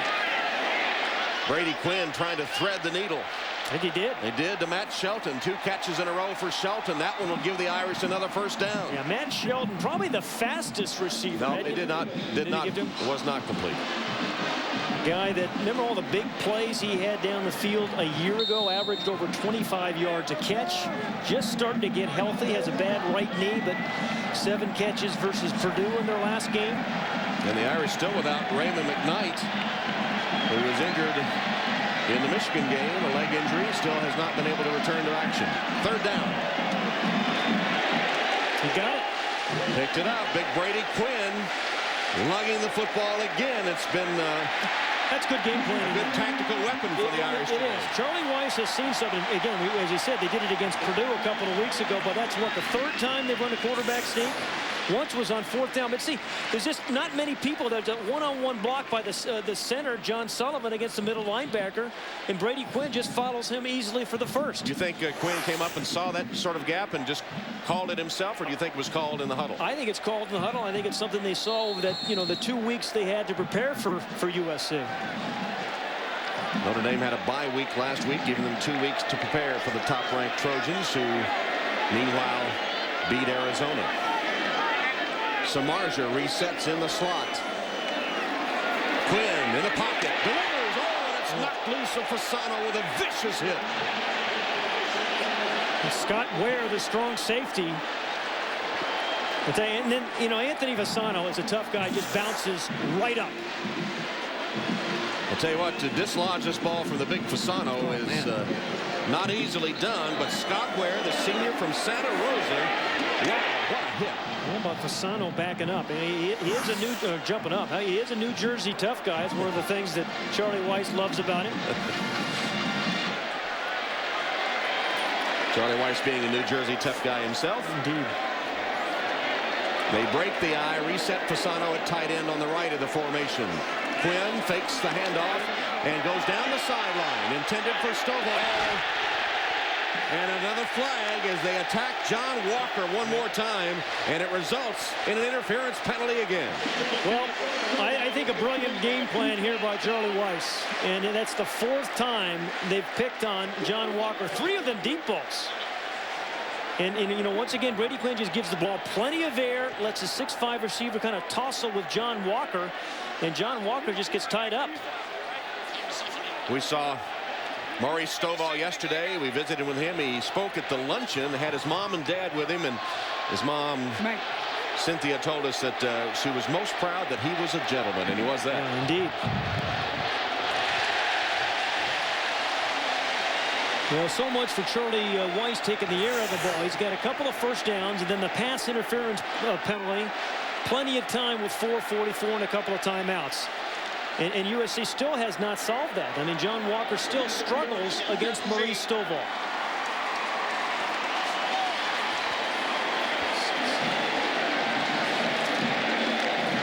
That's a couple of corners hurt. Really, John Walker's actually the 3rd corner. He started the season as the 3rd corner. 38-yard line, first down, Notre Dame. Shelton, brief motion, they hand it to Walker. Darius Walker stacked up at the line of scrimmage. Good defense by the Trojan front. And Oscar Lua coming in to shut it down from his middle linebacker position after the penetration by his defensive lineman. We've talked about how Notre Dame is pretty mentally tough. This USC team is awfully tough, too. They've trailed a couple of times this year, but they've hung in there, let their offense kind of overcome some mistakes in the second half in particular. No gain for Walker, second down and 10.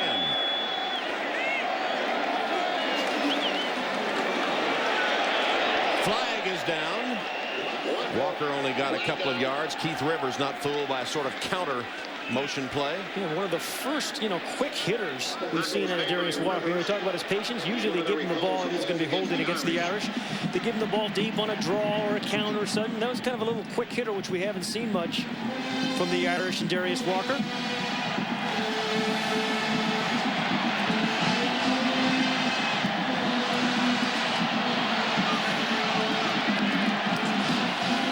Here's the penalty call.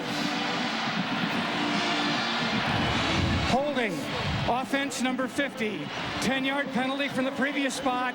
Replay, second down. Dan Santucci.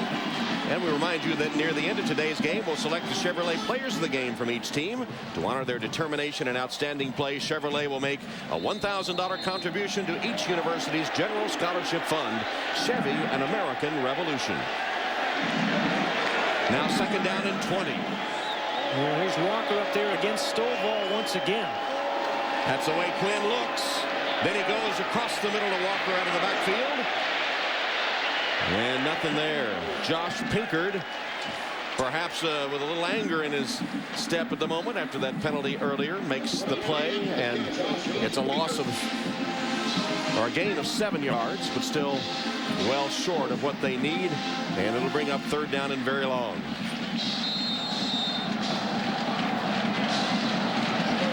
Looks like they had Stovall pretty well blanketed that time. Yep.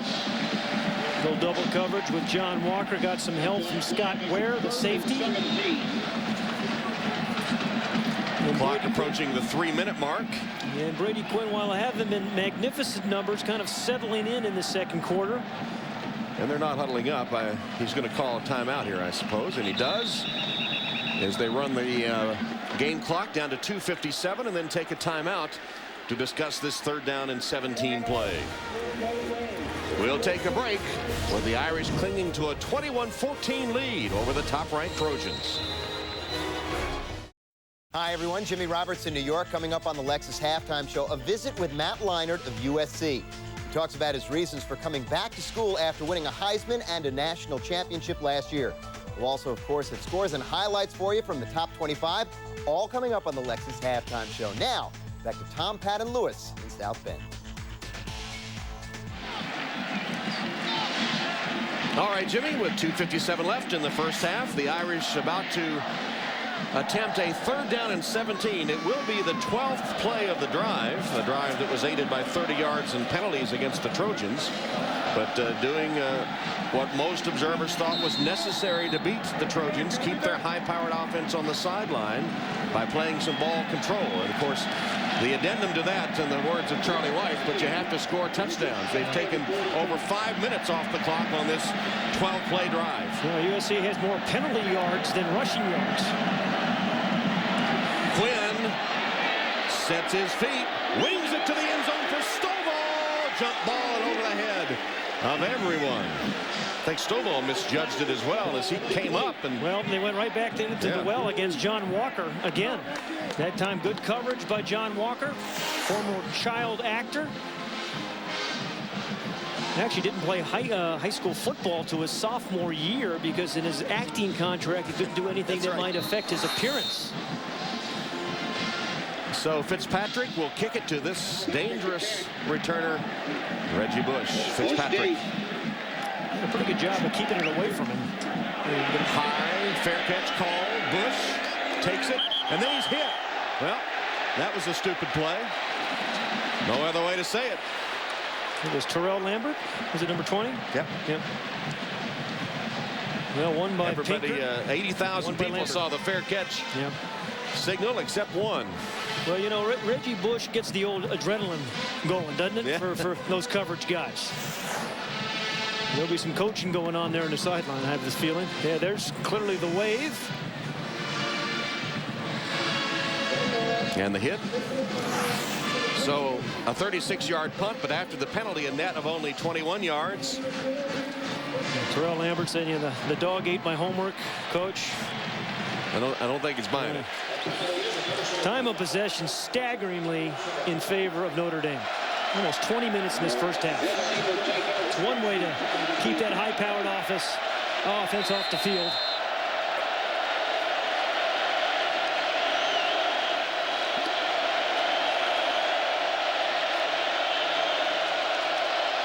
Matt Leinart, first down pass. Man wide open, Bush. Reggie Bush ducks out of bounds, stops the clock as he gains first down yardage to the 37, gain of 13 yards. And Tom, national championship teams have to respond. They have to play well on the road. USC's won 3 games on the road this year, but you take some body blows, you take some punishment, but you have to find a way to respond, and you've got a Heisman Trophy winner leading your offense right now. And, of course, they've had those great second-half rallies. I mean, they need a first-half rally right now. They're not about to panic. Reggie Bush offset in the backfield. And now they send Smith in motion. Flag is down. Leinart dumps it to Bush. Bush kind of lost his balance, staggers out of bounds short of midfield, chased out by Richardson. Gain of 12 if it stands, but there is a marker.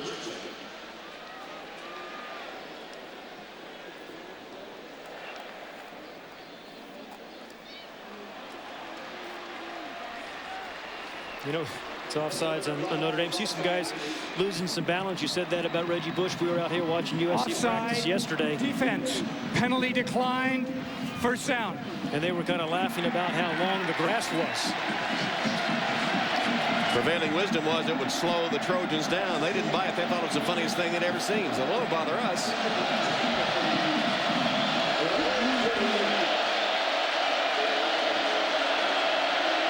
.48-yard line of USC. First down. Well, Dwayne Jarrett down here has only caught one pass. He is their leading receiver on the year.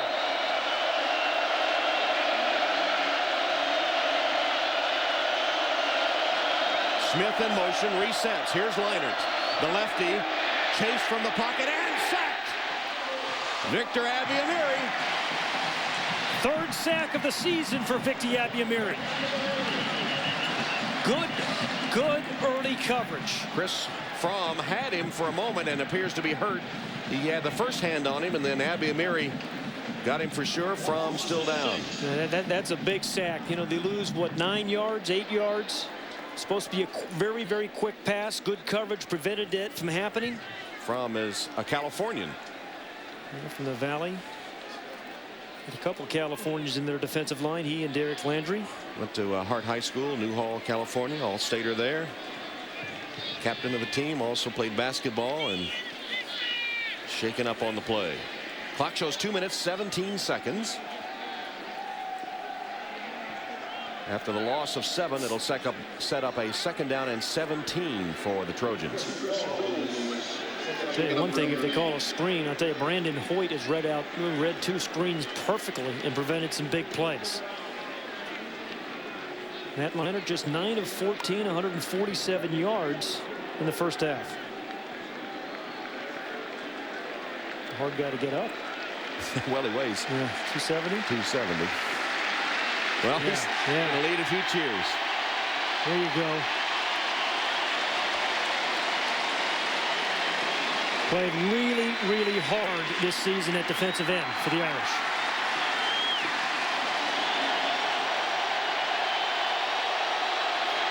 He'll be replaced by Ronald Talley, 6'4", 261, sophomore from Detroit. Well, Fromm got the crowd fired up again. Wind the clock, starting to tick down from 2 minutes, 12 seconds. Second down, 17.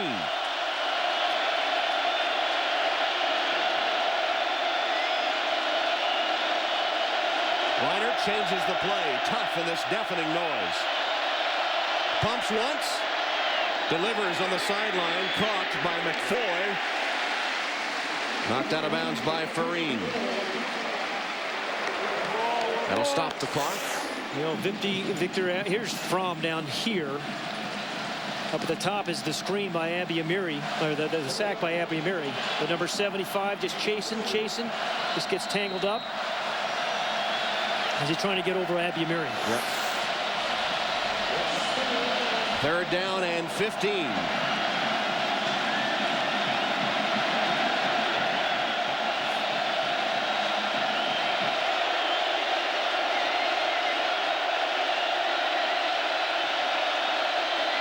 Handed to Bush. Reggie Bush able to shake tacklers and then blasted out of bounds on a tough hit by Brandon Hoyt. Well, decision time now for Pete Carroll. Does he punt it? Looks Well, like he only gained 8 yards, so he'll still be well short, about 4th and 6. And the punting team, Tom Malone, comes out. So, you know, it's amazing the confidence they have in Reggie Bush. On 3rd and very long, they still give him the ball behind the line of scrimmage, thinking that he can break enough tackles to pick up a first down. Let your playmaker make a play. Zibikowski deep. Malone sends it his way. Sailing punt. Takes a bounce and a great USC hop.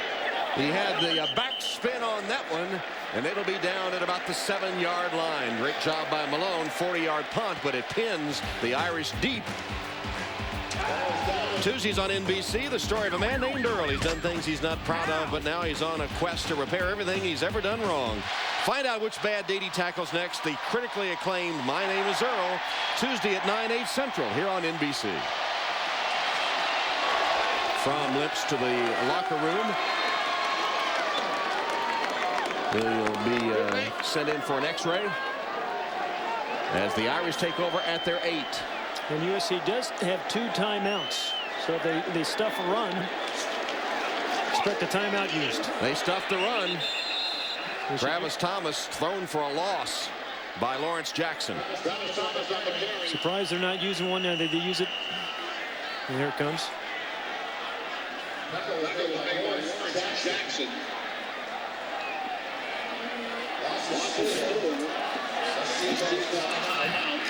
So 4-yard loss on the play. Timeout SC.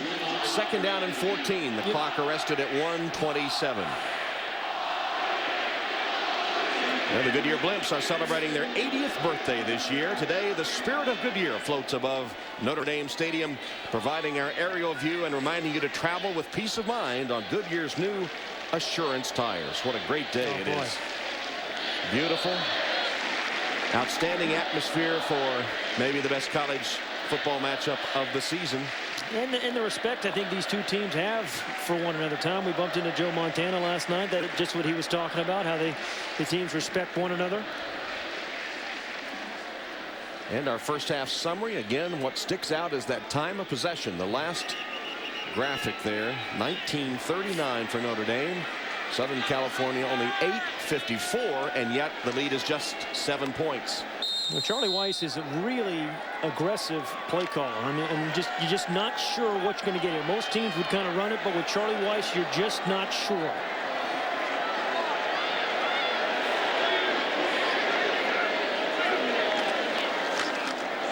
They will run it.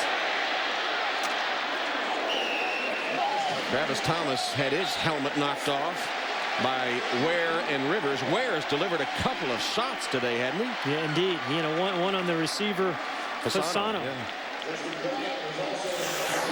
I guess he's going to use their last timeout.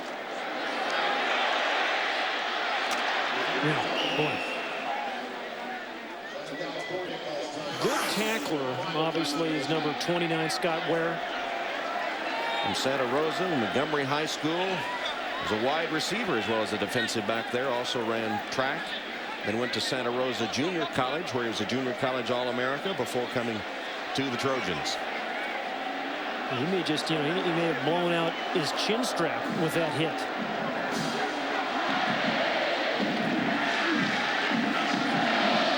You know it's a tough hit when you shred your own chin strap. Travis Thomas doesn't look to be any worse for wear, as the Irish face a 3rd down and 5. And the Trojans have spent their final timeout. 1:15 on the clock. Pressure-packed matchup here at Notre Dame Stadium. The 77th meeting between Notre Dame and SC, and the Trojans with that gaudy 27 game-winning streak. And you know, really, I think it's been, you know, a game well called by Charlie Weiss because of the time of possession, and they just haven't allowed that USC offense to be on the field enough to be as explosive as they have been all year long. And it appeared defensive coordinator Rick Minter made some adjustments in his defense these last few series. 49 offensive plays for Notre Dame and 26 for USC. 3 tight ends in this formation. They're going to try to pound it. Travis Thomas tried to break to the outside, cuts back, didn't get it.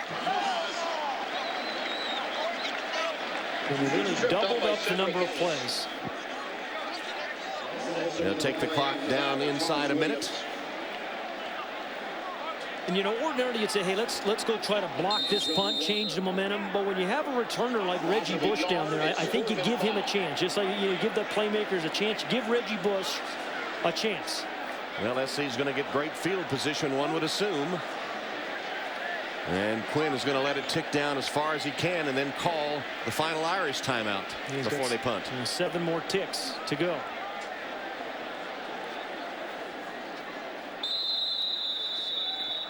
So 29 seconds left on the clock as the Irish will send DJ Fitzpatrick out for a pressure punt here. That's just the thing about this USC team. You can never catch your breath. You can never relax. Just when you think you may have them on the ropes a little bit, you got to punt to that guy.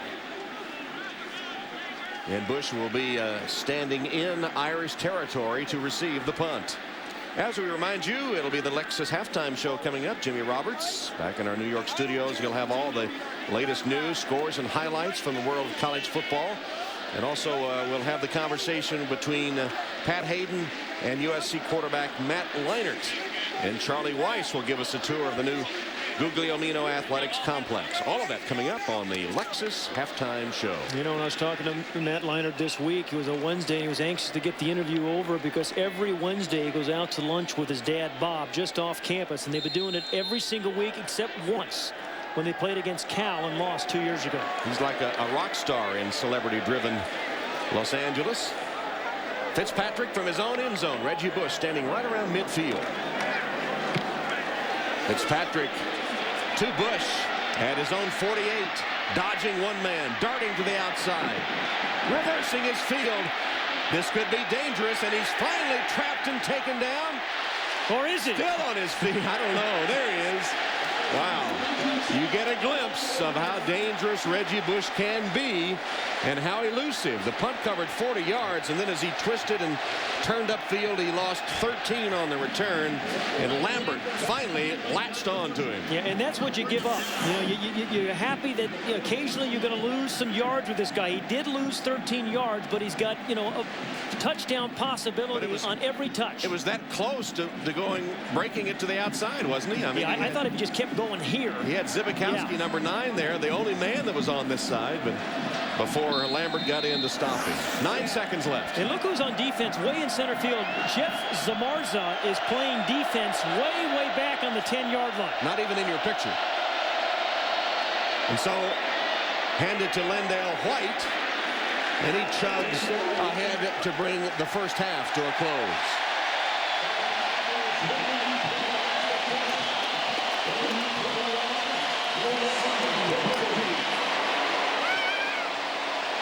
So the Irish in their matchup with top-ranked USC will leave the field in front. Let's go to Lewis with Charlie Weiss. All right, thanks, Tom. Well, Coach, the key to this first half seems to be time of possession. You're winning that big time. How do you coach your guys up here in the halftime?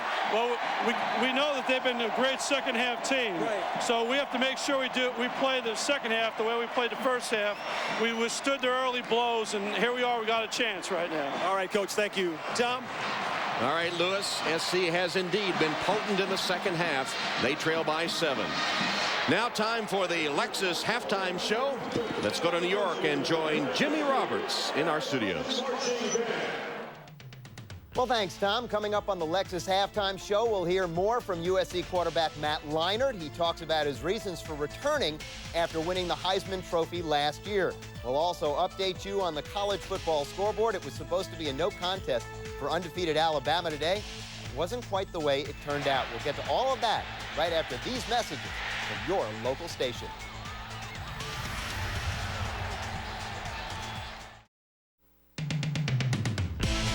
Welcome to the Lexus Halftime Show. Lexus and their passionate pursuit of perfection. And hi, everyone. Jimmy Roberts in New York with the Lexus Halftime Show. Top-ranked USC trailing Notre Dame 21-14. But before Irish fans get too confident, consider this. The Trojans have trailed at the half twice this year so far, to Oregon and to Arizona State. In both of those games, you may remember, SC outscored the opposition by a combined 70-7 to win in both occasions. Food for thought as we get ready for the second half. Let's get you caught up on games elsewhere in the top 25, starting with the team ranked right behind USC, number 2 Texas, the Longhorns hosting number 24 Colorado in Austin right now, and Vince Young making quite a statement for the Heisman Trophy. As you can see, the Horns up 35-10. Young with 3 touchdowns running, 1 passing. How about these numbers? 16 of 18, 258 yards passing, 7 rushes for 48 yards. Alabama and Ole Miss, third quarter. Ole Miss leading 7-3. Bama running back Ken Darby takes the handoff 48 yards later. The Crimson tied up 10-7. 3 seconds left in the game now. Alabama kicker Jamie Christensen with the game-winning 31-yard field goal. The Tide win it in a squeaker, 13-10. Alabama's defense entered the game ranked 6th nationally. Likely didn't hurt themselves too much here. SEC's leading rusher Darby goes for 100 yards, 70 of those in the second half. It was homecoming at Temple, and somebody might want to talk to the scheduling committee. Miami in town. Second play of the game, Kyle Wright, the swing pass to Sonoris Moss. who goes 92 yards for the touchdown. Believe it or not, they missed the extra point. Didn't really matter. Hurricanes roll in this one. Kyle Wright barely breaks a sweat. 9 of 10, 198 yards, and 4 touchdowns all in the first half. Miami hasn't lost in this series since 1930. In progress, Penn State and Michigan. Michigan up 10-0. The only score is a Garrett Rivas field goal in the first half, and Michael Hart with a 2-yard touchdown in the opening drive of the second half.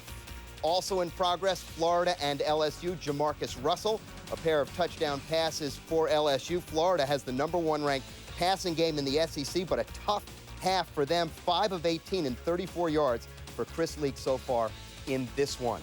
Wake Forest and BC late in the fourth. Quentin Porter out, Matt Ryan in, and getting it done. 26-yard touchdown pass to Kevin Challenger. BC wins it 35-30. What a day for Ryan. 2 touchdowns in the last 2.5 minutes. BC with the nice comeback from 9 points down. Michigan State and Ohio State. End of the first half, Spartans lining up for the field goal, but the kick is blocked. Ashton Yabuti scoops up the loose ball, goes the distance for the score. Buckeyes trailed 17-14 at intermission. Third quarter now. Spartans' Jason Teague takes the handoff, dances around up the middle. Michigan State with the score 24-21. They take the lead. Ohio State quarterback Troy Smith looking and finding Santonio Holmes, 46 yards, gives the Buckeyes the lead for good. It was 28-24 at that point. Ohio State goes on to win this one, 35-24. So after the 2 early losses, the Buckeyes with an important win today. They've now won 25 of their last 27 at the Horseshoe. And we stay in the Big Ten. Wild game here. Both Lawrence Maroney and Gary Russell with career-high rushing days, but the Badgers win. Down 3 with 38 seconds to go. They block a punt. It's recovered in the end zone for the game winner. Following today's game, log on to NBCSports.com. Click on a special section, NBC's Notre Dame Central, for in-depth coverage of USC and Notre Dame. Plus, check out analysis and commentary from Pat Hayden. It's all at NBCSports.com. And following USC and Notre Dame, we'll bring you NASCAR Under the Lights, primetime racing from Charlotte, North Carolina. And here with a quick preview, we go live to Bill Weber. Bill? Well, it is halftime. Notre Dame with an inspired first half, leading top-ranked USC 21-14. And, you know, after Matt Leinart won the Heisman Trophy last year, many wondered if he would take off for the riches of the National Football League. But he had other ideas, and he shared some of them with another man who once called signals for SC, our Pat Hayden. I've had the most fun being at SC my last 4 years than I ever had. Furthermore, I've announced I will be coming back for my 5th year.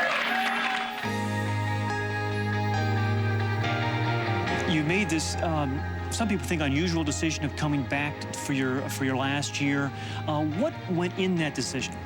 There's a lot of things. You know, first and foremost, I wanted to look out for my family, and then the normal person probably said, well, then why don't you go so you can make some money, take care of your family? But, you know, my family and I are very close, and that was a big part of it. Plus, I felt like I could go to the NFL and probably do okay, you know, maybe get drafted high, who knows, but I just wanted to be sure, you know, and also another year of experience, being a kid, being in college right here, it's an awesome place. You know, I got tons of friends that I developed over the last 4 years that I'll have with me forever, and just being here with all the, you know, the glory days back at SC, it's a great time to be here. You're pretty much finished up academically.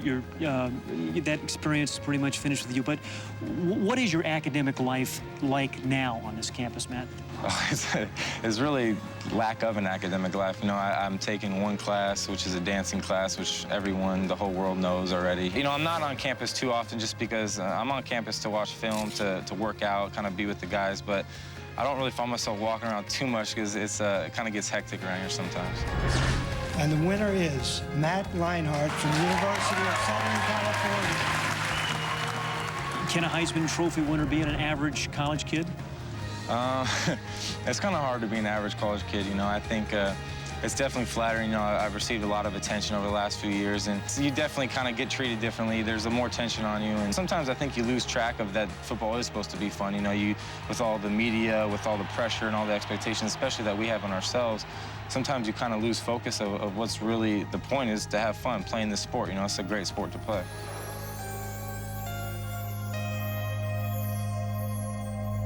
Well, many people think that Leinart's toughest competition for the Heisman this year just might come from his own teammate, Reggie Bush. Remember, only one man has ever won 2 Heisman trophies, of course. That was Archie Griffin for Ohio State back in 1974 and 75. Well, a short distance from where Leinart is right now sits a brand new building on the Notre Dame campus, the Guglielmino Athletics Complex. Completed just this summer, the building was officially dedicated in a ceremony yesterday. It's named after Don Guglielmino, who played football for Notre Dame during his freshman year of 1939. Only played for 1 season. His father's death and the beginning of the war sent him back home to California, enlisted in the Army, and never did make his way back to Notre Dame, instead graduating from Stanford. But he always wanted to give back to Notre Dame, and this building has become his legacy.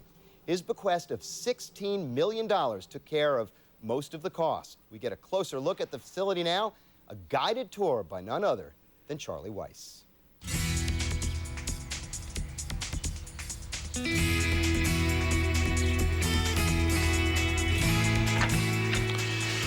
All right, you get a beautiful view of my deck as it overlooks the football fields. You come over here, walk right outside. Over there to the left is the defensive field where you see those goalposts. Obviously, it's a short walk from here over to the stadium. So it's become a very convenient thing for our players. And you get a great scenery from here all the way over to Touchdown Jesus. This is the players' haven. This is their locker room. 6 flat screen TVs, all with video games to kill some time, connected to everything they do. But because it's so nice, we very seldom have players wanting to leave here. They like hanging out here. Other than the locker room, this is the players' favorite area because this is their lounge. No one else is allowed. Players only, where they can use their flat screen TVs or play video games when they're killing some time. This is our team meeting room.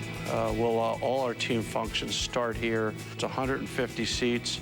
The biggest problem I have is to make sure they don't fall asleep in these comfortable seats. This is our recruiting lounge, and it gives us a venue for when we have prospects and their families to come in here, to come and spend a little time. And it really has the best view on campus because back behind us over here, we have both the administration building and the infamous Golden Dome. Here's where all our work is done here in the weight room. And the best part about this is obviously brand new. We also have a turf room and an indoor track that we utilize as well. And this is our indoor, which is connected to the Guglielmino Center, so we kind of have a one building does all. Every school has their own history, and this area really symbolizes the history of Notre Dame, from Newt Rockne to the Four Horsemen. It really is what Notre Dame football was all about, and hopefully we'll make some history of our own. Quite a place. And there is the Goog, as they call it, right in the heart of the Notre Dame campus. Beautiful day like today. Certainly not hard to understand what might motivate a man to such levels of dedication. The Irish leading 21-14. We'll send it back to South Bend right after these messages from your local station. This has been the Lexus Halftime Show. Lexus and their passionate pursuit of perfection.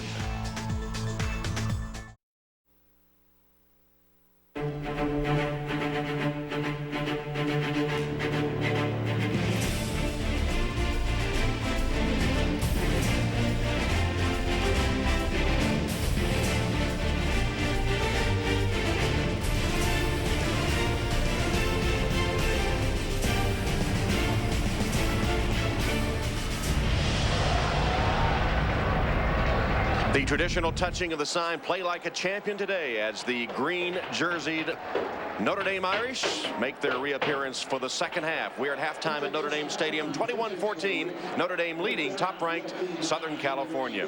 And as we get ready for the third quarter, we're reminded that USC has outscored its opponents 91-21 in the third quarter of their games this season. Pat, it's time for our Charles Schwab conversation. Well, there's a couple things. I think if you like the way this game's going, there's a few things strategies for the second half. Notre Dame, for them, just continue to control the ball. They've controlled it all almost 21 minutes in the first half. I think USC needs to get to all their playmakers, but they got to get on the field before they can do that, right? But give Lindale White a few more chances. And then USC's had 6 penalties. They have 71 yards in penalties, only 70 yards rushing. So that Josh Pinkard penalty really hurt them. Well, you know, ball control is one thing, but it was also Notre Dame, it seems to me, that made the big plays in the first half. Well, and they did it in all 3 phases. I don't know if you remember, they were down 7-0. And I think perhaps that first drive when they had a 4th and 1 in their own territory, Charlie Weiss goes for it. Grady Quinn gets the first down on a quarterback sneak. That leads to Travis Thomas' 16-yard touchdown run to even the game. And then I think the biggest play of the game is his punt return by Tom Zibikowski, 60 yards. Again, this is a guy that, you know, generally they put him back there just because of his good hands, but an absolutely determined run to put the Irish, you know, tied at 14. And then the defensive play by Ambrose Wooden tips it to Ndukwe. So you saw an offensive play, you saw a special teams play, you saw a good defensive play. That's how you beat a #1 ranked team.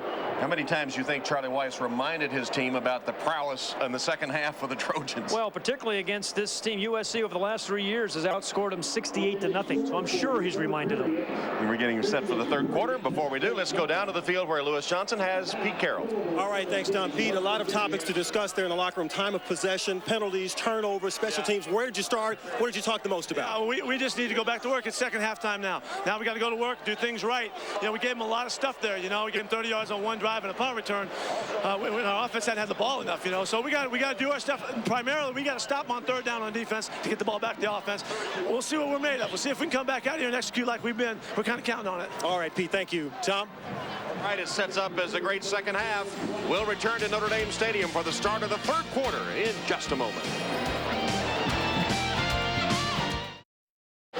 Touchdown Jesus just over the walls of the Notre Dame Stadium, familiar landmark of the Hesburgh Library here at the University of Notre Dame. And the Irish leading Southern California at halftime for the first time since 2000. They're up 21-14 as we get set to start the third quarter of play. Well, they hogged the football 70% of the time in the first half. But SC has outscored Notre Dame 68-0 in the second half the last 3 years. And I assure you, Charlie Weiss has told his green-cladded Irish team that, hey, this is a pretty good second half team we're playing. Reggie Bush awaits the kickoff to start the second half. DJ Fitzpatrick. Bush says, I'll take it. Does at the goal line. Nowhere to go. Broke a tackle and then taken down at the 10-yard line. Mike Richardson on special teams makes a big play for Notre Dame. As we take a look at our serious first half stats. You know, USC actually has, 219 yards, but they've only had 27 plays. So when they've had the ball, they've actually done pretty doggone well. But we keep mentioning how well Notre Dame has kind of hogged the football and won the ball pretty well. 83 yards against this USC defense in the first half is pretty doggone good. Trojans start from their 10. Ronald Talley is in at defensive end, replacing the injured Chris Fromm. Lindale White. 3 yards on first down. Well, that's been part of the formula in the second half, is giving Lindale White some opportunities. You know, he's such a physical presence, and you have the perimeter game, of course, of Reggie Bush. You have that, high-powered offensive game. But once in a while, you need to pound it, and Lindale White is your pounder.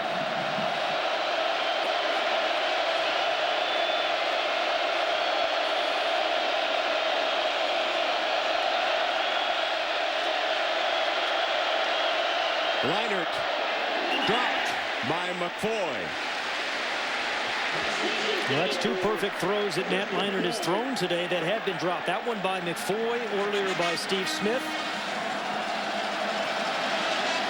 And now third down. Leinart had hit 8 of his last 9 before that drop by McFoy. Third down and 6.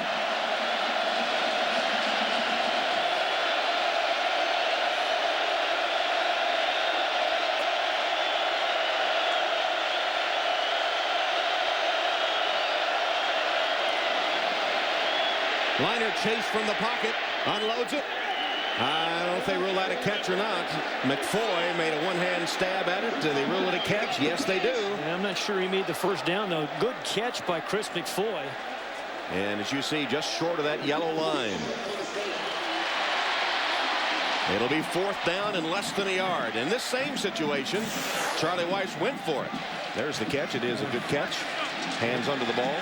And here comes the punt team. The kind of respect that Pete Carroll has for that front four of Notre Dame. So good opening defensive series. It's not, you don't see too many 3-and-outs for this USC team, particularly after halftime. Whistles blow before Malone can punt. Prior to the snap, timeout.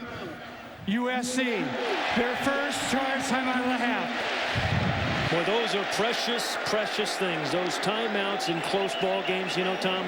They must have been lacking a player as they have to spend their first of 3 timeouts to get the proper alignment on the field. We'll take a break. Punt coming up. Back at Notre Dame, 4th down for Southern California, and Pete Carroll changed his mind in the timeout and sent his offense back out on the field. Unless he's just trying to draw them off sides. And Charlie Weiss brought his defense over the sideline and said, whatever you do, watch that ball.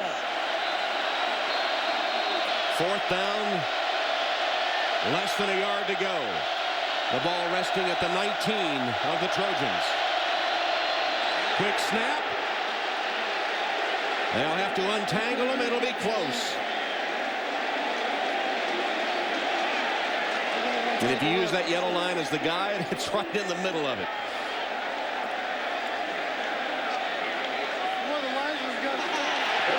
It is 1st down, USC. I'm surprised they actually didn't measure. I mean, it looked a lot closer to me too. Yeah. Well, Charlie Weiss kind of rolled the dice in the first half. Went for the 4th down in his own territory. Pete Carroll returns the favor. And on that drive, Notre Dame scored a touchdown. Let's see if the Trojans can as well. A wry smile from Pete Carroll after he goes for it and picks up the first.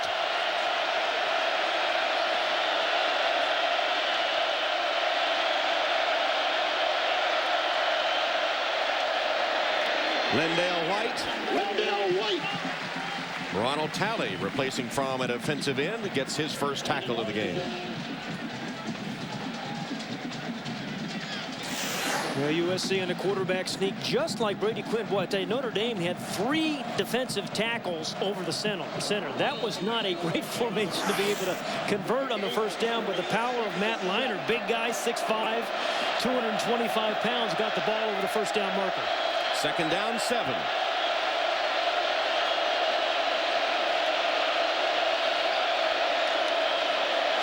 Leinart has a man behind the defense, and it's caught by Smith.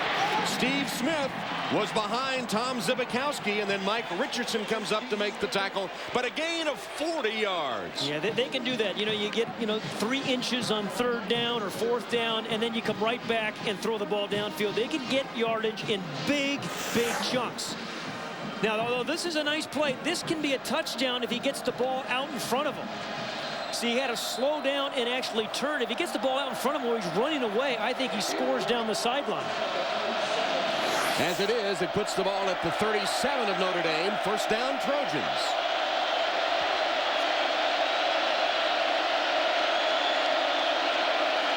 Leinart, 1st down pass, double pumps, picked off, intercepted. Mike Richardson picks off the Leinart pass. It looked like a miscommunication between quarterback and receiver. Trying to get to the fullback, I think it was Hancock on that wheel route down the sideline, and Mike Richardson stayed right at home. Matt Leinart expected this to be wide open. I don't think he ever saw Mike Richardson. Good disguise coverage by the boundary corner, Mike Richardson. And it's a 2nd interception on the day of Matt Leinart, who came into the game with just 3. First time he's thrown multiple interceptions in 20 games. Notre Dame football is brought to you by Chevy. The new Chevrolet is an American revolution. By Sirius Satellite Radio. It's more than just radio. And by Charles Schwab. Investing? Talk to someone who actually listens. Talk to Chuck. Charles Schwab, 1-800-4-SCHWAB. from Notre Dame Stadium. 21-14, 11:55. Notre Dame has just intercepted Matt Leinart.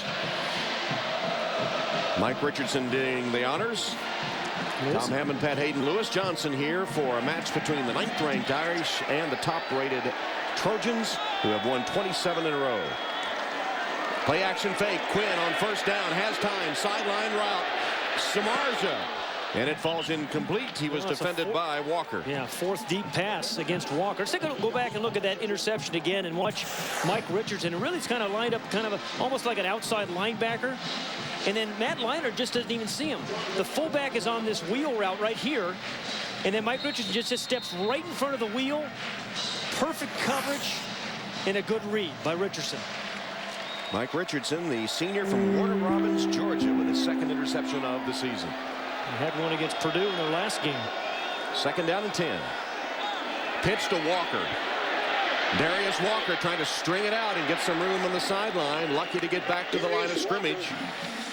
You know, USC's run defense has been pretty good. The Irish have only averaged 1.4 yards on first down when they came into this game, as we said, being really efficient on first down. One of the hallmarks of the first 5 games. Yeah, they've had more 3rd downs in this game than we can remember. But, you know, they've converted. They've played very, very opportunistic special teams, and that's been the difference. 3rd down and 9.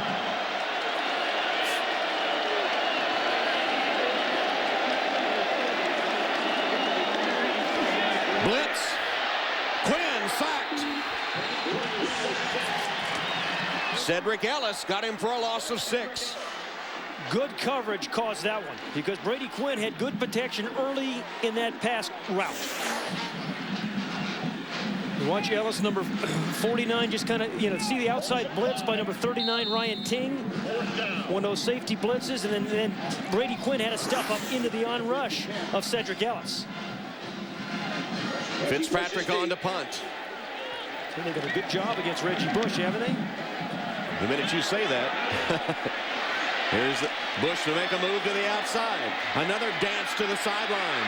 One man to beat, and he's pushed out of bounds to save what could have been a touchdown. Zibikowski, who pushed him out, saved it perhaps a touchdown. As it was a 20-yard return of a 38-yard punt. Good field position for the Trojans. In the background, the Golden Dome of the Administration Building. In the foreground, the house that Rockne built as Notre Dame leads USC. For 80 years, one of America's most recognizable images, the Goodyear blimp floating overhead with these aerial views, reminding you to travel with peace of mind on Goodyear's new Assurance tires. You know, Tom, I think this is a frustrated offensive team. This is a team that's usually incredibly efficient. And they came in, you know, thinking they were going to score quickly, but Notre Dame has been really tough on them. Lendale White reversing field. Leinart gives him a block, and White manages to get 5 yards out of it before Corey Mays drags him down when it looked like it could be a loss on the play, and that's why Matt Leinart a little slow getting up. That's why you don't want your quarterback to block. Is that what you were going to say? Yeah, exactly. Well, you don't want your Heisman Trophy winner to block like that. So, starting with a first down at midfield, the Trojans get 5 yards on a first down run by Lendale White. There's Leinart out in front. I don't think it was the block. I think he just got felt on. But White stepped on him. Yep, Lendale White. 2nd down, 5. Reggie Bush finds a hole and bursts through it. Reggie Bush gone. Touchdown. Zibikowski got him in the end zone, but as he slowed down, but he was across the goal line for a 45-yard touchdown run. The hole opened up, and he was through it in a heartbeat. Well, that's the 73rd play in his career, was over 20 yards. Good blocking on the left side. Fred Davis, number 83, just kind of sealed his block inside and allowed Reggie was slowed up a little too soon. Remember the Super Bowl in Buffalo? Kind of got that feeling. 2 touchdown runs for Bush today, 36 yards and 45 yards. And now Danilo to tie the game. Up and good. Well, as Matt Leinart looks, got shaken up on that one block. But remember the 4th and goal in their own territory, just like Notre Dame did in the first quarter. USC does it in the 3rd. It results in a touchdown. And the incomparable Reggie Bush. 194 all-purpose yards per game. Lightning strikes. We're tied at 21. Well, usually behind every great run, there's a pretty good offensive line block. Watch Fred Matua as he pulls and clears the way for Reggie Bush. And then there's a block there, a 2nd block, a 3rd, and a 4th that allows him to get through. Usually you just only need 1 or 2 blocks, but he had 4 good blocks there, allows Reggie Bush to get in the end zone. And, I saw Matt Leinart kind of shaken up on the sideline, and John David Booty was warming up, the backup quarterback. There's Booty. Leinart got hurt on that block. So the kickoff by Van Blarcom. And this will be Grimes at about the 4-yard line. Grimes pushing a blocker out of the way, takes it to the 25-yard line. First down for the Irish. Special teams tackled by Alex Gomez as we go down for an injury report with Lewis. All right, Tom, thanks a lot. You can see Matt Leinart here sitting on the bench. A few moments ago, he took some medical attention. The trainers around him talking to him. They wiped his face off, took something, I'm assuming, for pain. And as he was doing that, John David Booty warmed up. And right now, he looks to be rather solemn and quiet. Had some conversation with his offensive coordinator, so we'll see what happens. Tom? All right, Lewis, for now, it's the Irish offense on the field as Brady Quinn lines up in the shotgun. First down at his own 25. Pass caught by Samardzija. Turned him around, but he's able to latch on to it, and then Walker holds him to a gain of about 5 or 6 yards. Well, that's not allowed in many parts of Utah. The gain is 7. That makes it 2nd and 3. Matt Leinart kind of came off the turf a couple of weeks ago against Arizona State when he took that shot and responded. But he does not look like he's coming back in the game time. Samardzija, a gain of 7 on the pass from Quinn on first down. 2nd down and 3.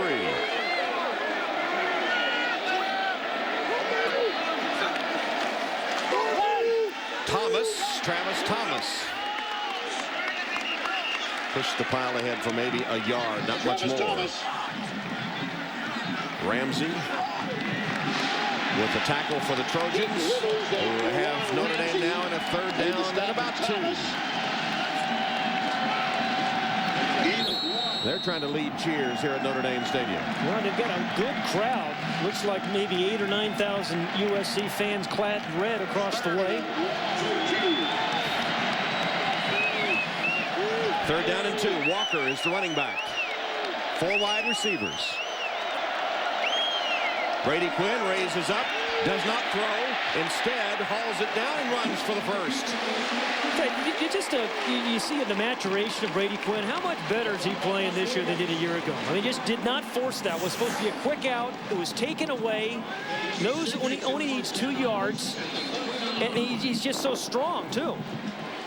And found, trailed in right behind Darius Walker. Just kind of managing the game. Knows the clock, the score, the situation. And the pump fake sort of froze the defenders, too, to give him an extra couple of yards. First down at the 39. First down pass. Again, off target to turn Carlson around. He did that to Samardzija a moment ago, and Jeff caught it. Yeah. Carlson unable to. It'll be 2nd down and 10. John Carlson, a guy that Charlie Weiss is really high on. He's one of their tight ends. 6'6", 255 pounds, former basketball player here at Notre Dame as well.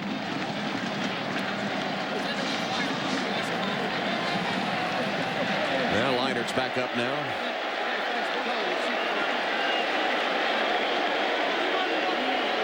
Shotgun. Quinn sends Stovall in motion. Hand it to Walker. Trying to get a block. Nothing doing. Loss on the play, a big loss on the play, about 3 or 4 yards. Yeah, number 59, Colin Ashton, or excuse me, it was 39, wasn't it? It's Colin Ashton, number 59, the direct snap right to Darius Walker, and number 59 is the middle linebacker who was blitzing, and just keeps hustling, and gets some help from Ryan Ting as well. Colin Ashton's a guy, he's a 5th-generation USC student and has never, ever in his entire life missed a USC home game. Was a ball boy for the basketball Trojans. Never missed a home game. 3rd down and 12. Brady Quinn, plenty of time. Cross the middle, strike. Caught by Samardzija. Mr. Clutch. Gain of 15 and an Irish first down. And, you know, one of the hardest things to do in the pocket is just to wait and wait for that wide receiver to come open. But watch the patience of Brady Quinn. He knows he's got good protection, just ducks the rush of Cedric Ellis, the right arm, and then Samardzija just waiting. Then a little inside route.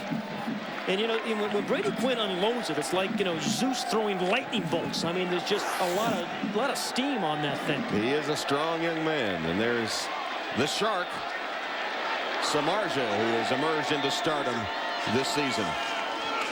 Travis Thomas. SC is pretty much shutting down the running game of late. Keith Rivers, first to hit him. Yeah, but, you know, for Charlie Weiss, I mean, this is just valuable time keeping the ball away from USC's offense. Again, they've run 60 plays. As Charlie Weiss now run 60 plays to just the 36 for USC. So out of 36 plays, USC scored 3 times. That's the reason he's trying to keep it away from them.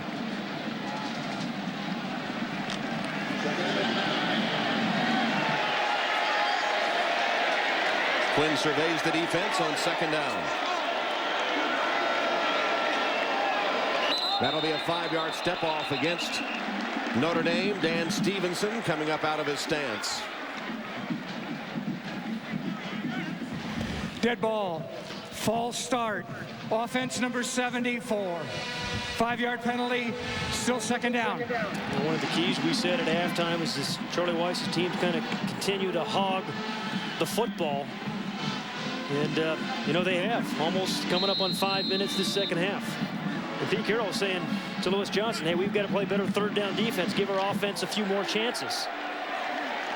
Notre Dame has rushed 25 times for 72 yards. That's less than 3 yards a carry. It's 2nd down and 14. Quinn has a man wide open, and it's Fasano who lost the football. And it's picked up by SC. Keith Rivers. Rivers grabs it and then is tackled at about the 4-yard line. Darnell Bing was the man that knocked it from the grasp of Anthony Fasano. It went scooting downfield. But watch number 20, Darnell Bing. He knows he doesn't see him. The receiver doesn't see him, so he's going to come up from behind him and give it the little tomahawk chop. That's a heads-up play by Darnell Bing, and for the 2nd time, Keith Rivers, who had an interception in the 1st half, recovers a turnover. So really smart play and a hustling play by Darnell Bing. Turn it over to the Trojans. Tie game following the turnover. SC takes over at its own 6, and Matt Leinart is back on the field for the Trojans. Well, 2nd time in 4 games he's taken a shot and come back and responded. There's what's happened to him today. Ball at the 6. Well, this is an area I don't think you ought to be audibilizing. Just get the ball snapped. It's just too loud down there.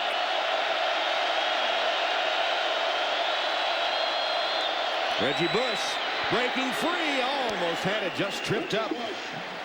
You know, there's that sense of anticipation every time. You know, you can just gather it in your voice.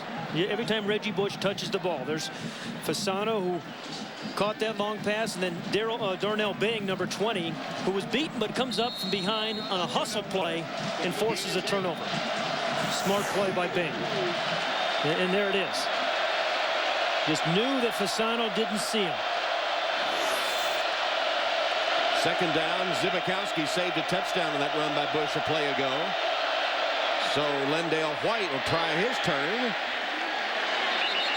And like a battering ram, he hits the line and then is thrown back by Ndukwe and others. Ronald Talley got a piece of it. one thing about Lendale White, he is just a very, very disciplined kind of runner. I mean, Reggie Bush, you don't know what you're going to get. It's kind of a grab bag of a run. But with Lendale White, he is an absolute disciplined runner. Held to only 25 yards by the Irish defense. It's 3rd down and 1. Kurtman, the fullback, Bush, the tailback, gets the handoff, bounces to the outside, spun down, but he has the first down. Corey Mays able to spin him to the turf, but not until Bush. And the play, I think, Pat, was supposed to go up the middle. He just bounced to the outside and got the easy first down. If you're an offensive lineman, you just kind of keep blocking. You know, we were talking to Sam Baker this week and talking about the differences between blocking for Lendale White and Reggie Bush. He says, you know, with Lendale White, you know, you look up and he's still chugging. You think the play's over. But with Reggie Bush, you never see his plays.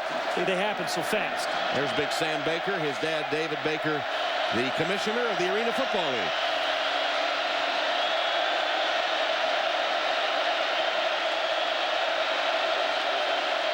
Fake to White. Leinert steps up across the middle through the arms of Jarrett and incomplete. Yeah, that's 3 drops. That's a ball generally Dwayne Jarrett, who in his year and a half has had a really remarkable start to his career. A little square in.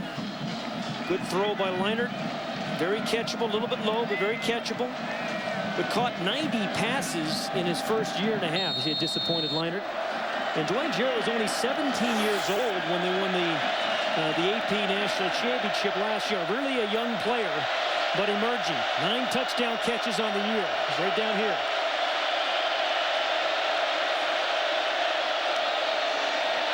White thrown for a loss. Derek Landry getting penetration to stop him for a loss of 4. Derek Landry gets penetration versus most offensive lines. He is so quick off the ball. Very, very active. And the other thing about Derek Landry, he just doesn't get knocked off his feet much. 3rd down and 14. Lendale White on the sideline as the Irish come with their nickel defense. 5 defensive backs.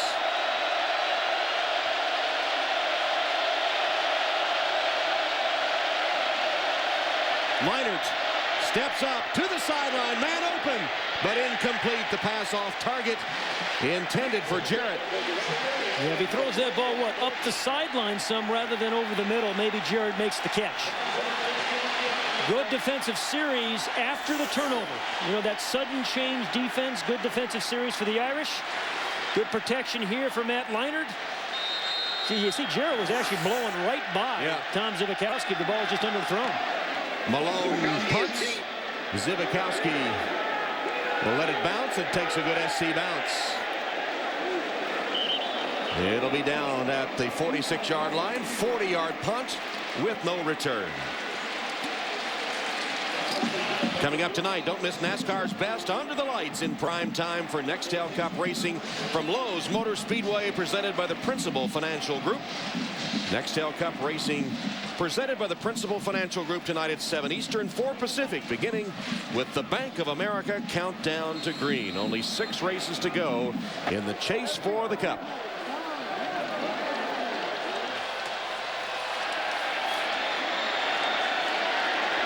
Irish first down at their own 46. Tie game. Darius Walker found a seam. Closed in a hurry. He did manage to get 4 yards to midfield. A good tackle by Darnell Bing again. Darnell Bing's having a heck of a game.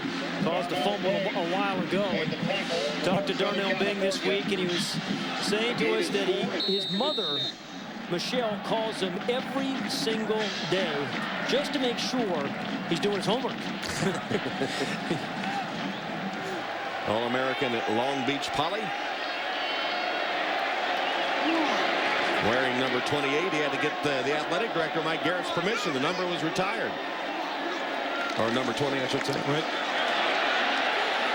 Darius Walker.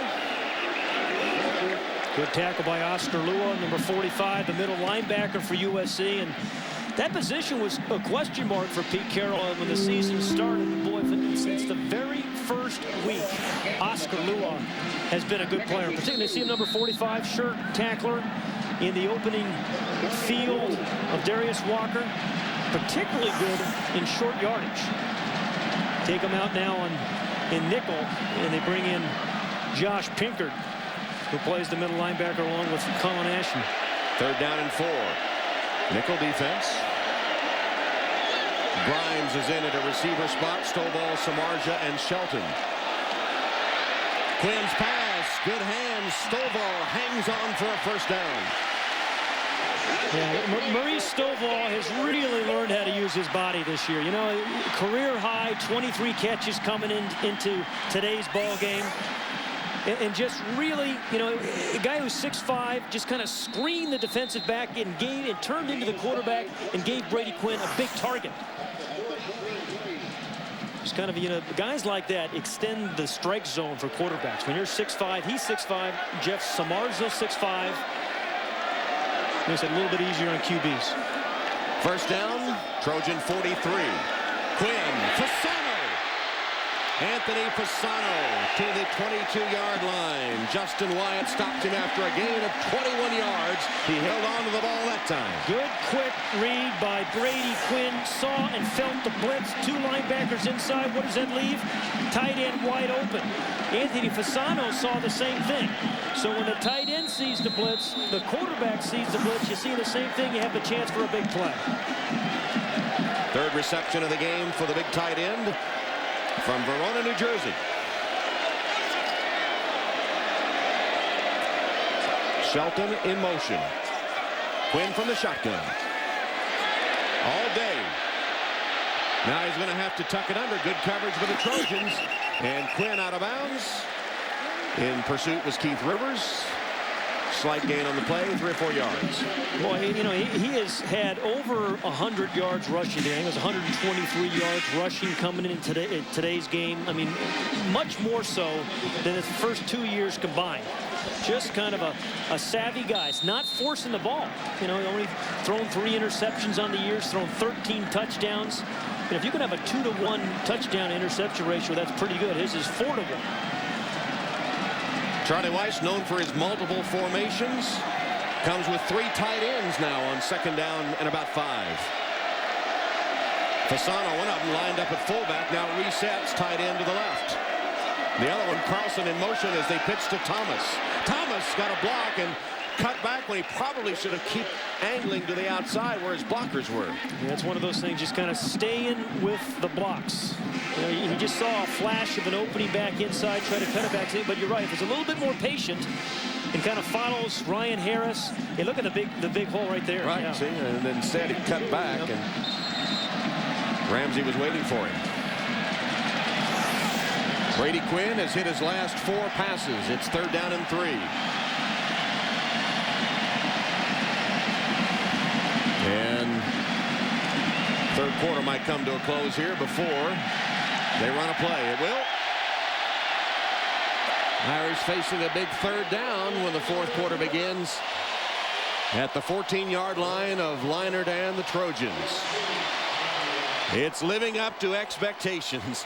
It is worthy of the great glories of the past in this greatest intersectional rivalry in American college football. The USC Trojans, national champions, ranked #1. The Notre Dame Fighting Irish back for the 4th quarter after these messages from your local NBC station.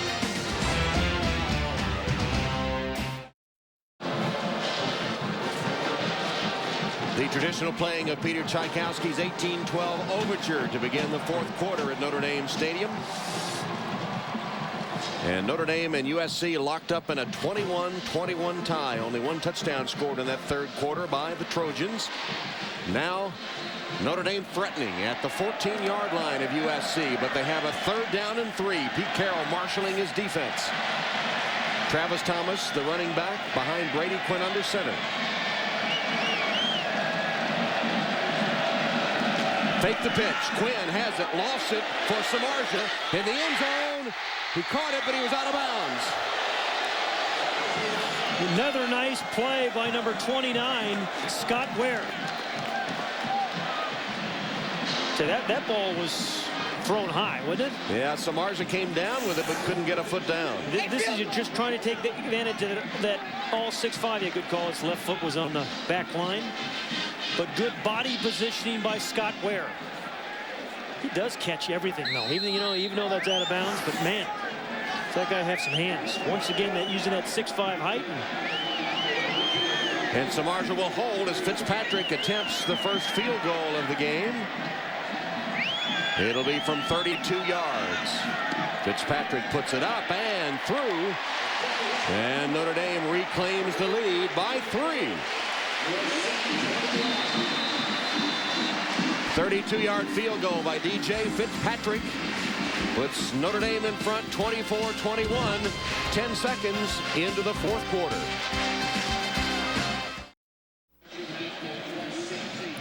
He is tough indeed.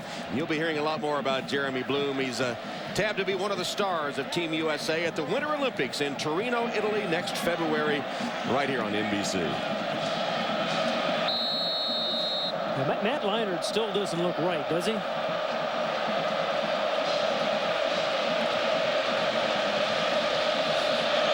There's Reggie Bush awaiting the Fitzpatrick kickoff. Bush took it away from his own man. Flag is down. Bush ducks out of bounds, knowing there's a penalty marker down against the Trojans. I think they're going to call block in the back. Yeah, it was pretty obvious. Meanwhile, that's Jeff Samardzija, I think. That would be a blow. Or is it Anastasio?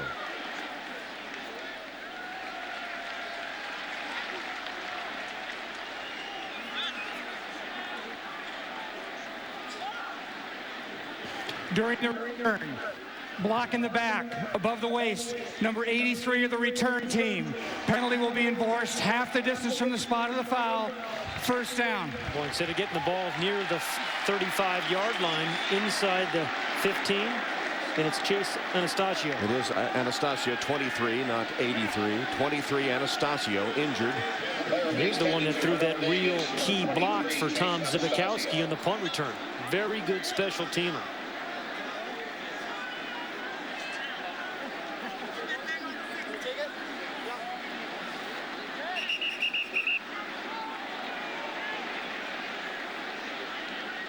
And every time that USC has seemed to be challenged this year, they have responded, Tom. In Oregon, they were behind in that second half. There's Samardzija. Arizona State, they were behind. But they absolutely responded like a champion. We'll take a break while they tend to Anastasio. 24-21. Notre Dame with the lead. After USC's first penalty of the second half has put the ball back on the Trojan 8-yard line. Matt Leinart has not thrown a touchdown today. Remember, he had thrown 9 in the 2 prior games against Notre Dame. Does have 2 interceptions. Loudest part of the stadium for opposing quarterbacks. Flag is down. Reggie Bush bouncing the other way. We've seen him do it so often. Ducks out of bounds, but a flag back at the 5-yard line. A gain of 29 should it stand. You talk about, making something out of absolutely nothing. Holding call against USC. That adage about the shortest distance between, 2 points is a straight line. Yeah, not for Reggie Bush. It'll be nullified by the penalty. 2 penalties in a row for the Trojans. Holding, offense number 67. Half the distance from the previous spot. Replay, first down. Ryan Khalil. Yeah, he is the center right there. That's when you get such quick penetration that Derek Landry, he causes a lot of holding penalties, and this is what you lose. A dynamic run by Reggie Bush. We talked about the 3 Heisman candidates on the field today. Leinart, Bush, Quinn. Seems that Bush has enhanced his credentials the most. Leinart hangs it up. Jarrett can't hold on. Ambrose Wooden running with Dwayne Jarrett. This is a really important series for USC. Down by 3 points as the fourth quarter starts. As Jared has it momentarily. Yeah, the ball hits the ground. But if they can't manufacture some way to pick up a first down here, Tom, you know, Charlie Weiss's offense is going to get pretty doggone good field position. So this is a critical series of downs. The next 2 plays for this USC offense. It's second down and 13 from the Trojan 5.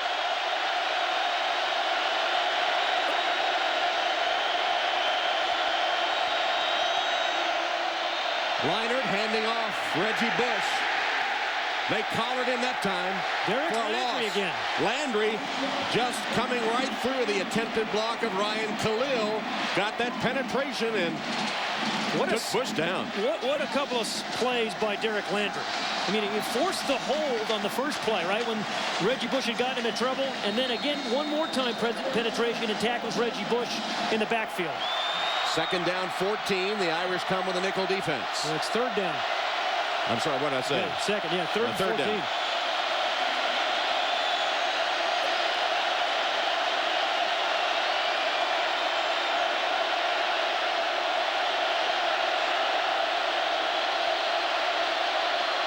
Leinart from his own end zone. Arm hit as he released, incomplete. Maurice Crum.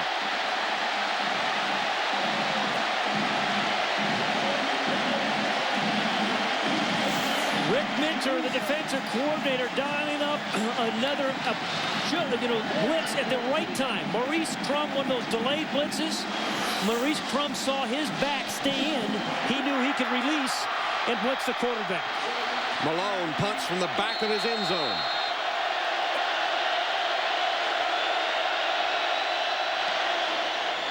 Irish set up the return. Zibikowski chased back to his 44-yard line. Block in the back, flag coming against the Irish, another flag down. Lambert is going to be whistled for the block in the back. So penalty against the Irish. 52-yard punt. And the penalty will cut into what was a 12-yard return. You know, it's amazing how a nose tackle can have such an effect in a series, and Derek Landry from Notre Dame did. Meanwhile, Matt Leinart has missed his last 5 passes. 4 of those coming since he was shaken up. He doesn't look quite right. He really doesn't. During the return, illegal block in the back above the waist. Number 20 of the return team. 10-yard penalty from the spot of the foul. First down. Whistle against Lambert puts the ball back at the Irish 35-yard line. 13:22 on the clock. Charlie Weiss and the Irish trying to upset the Heisman winner Matt Leinart and his high-flying Trojans, who won 27 in a row. It's a 3-point game. Notre Dame football is brought to you by Comcast Digital Cable with HD TV, your place for high-definition sports programming. By Speed Pass from Exxon and Mobil. And by Pioneer Plasma Displays. Experience more at pioneerpurevision.com. Tom Hammond, Pat Hayden, Lewis Johnson, David Gibson, our producer, Jeff Simon, our director. It's been a great one as Pete Carroll tries to rally his top-ranked Trojans on the sideline for the final 13-22. Their 27-game winning streak in jeopardy. And 12 winning games in the road they've won. Pete Carroll doubling up as the defensive coordinator for the Trojans, as well as being their head coach. Irish start from their own 35. Pitch to Walker. Tough yard. Defenders getting penetration and hopping on his back after he got the handoff. Lawrence Jackson and Scott Ware. And the running game shut off by the Trojans. As we remind you, today's 1st and 10 line is brought to you by Xerox. That's what Charlie Weiss would like to see, get over that yellow line a few more times. Eat up some clock. Manage to extend the lead.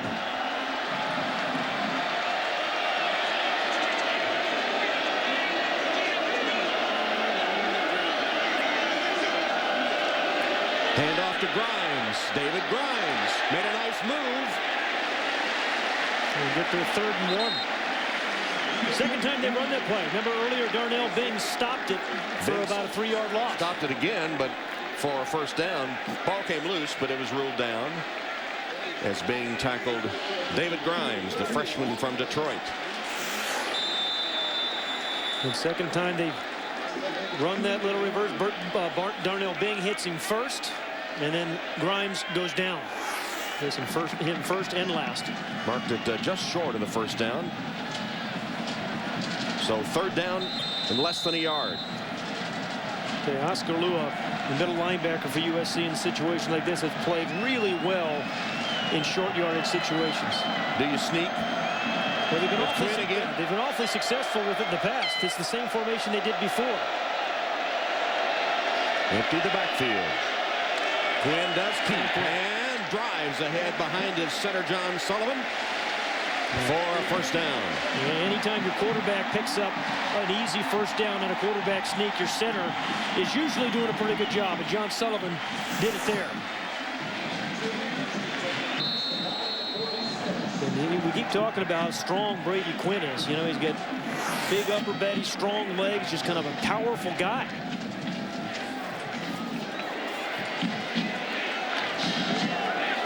So the shadow starting to lengthen over Notre Dame Stadium.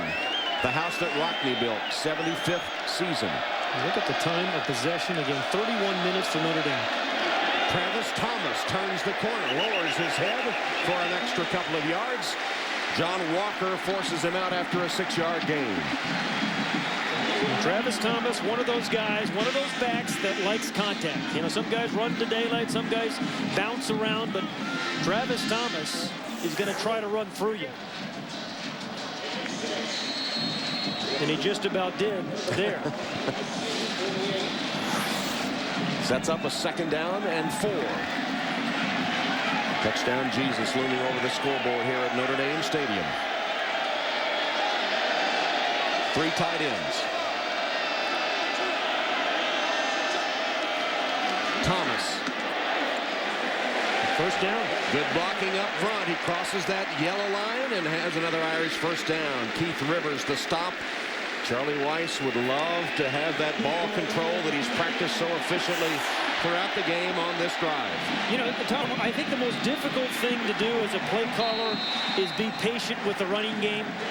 And boy, Charlie Weiss has been incredibly patient with this running game. Hadn't been a lot of flashy, long runs, but he has hung in there with it and you know, stuck to it. Now, that's a luxury of having a close ball game, but very few teams will have the patience to keep running it at you. Travis Thomas had 19 carries the first 5 games of the season. That was his 16th. Here's number 17 of this game. LaJuan Ramsey, nose tackle of the Trojans. Cedric Ellis also. Hey, the way that Notre Dame has controlled this game, USC's defense, I think, to win this thing is going to have to cause a turnover. They're down by 3. This Irish offense continues to hog the ball and grind out first downs. Second down 8.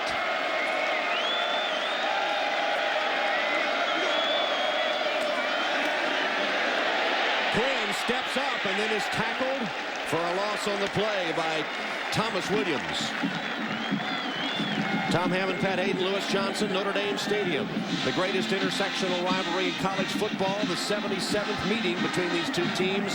#1 ranked USC and 9th ranked Notre Dame. And a quick reminder that coming up next in prime time, NASCAR Nextel Cup racing from Lowe's Motor Speedway, presented by the Principal Financial Group. That's coming up at the conclusion of this matchup between the Irish and the Trojans.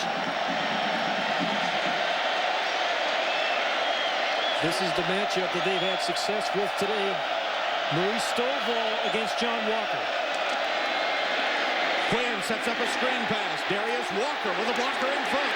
Walker with a cut back to the center of the field. On his feet inside the 20.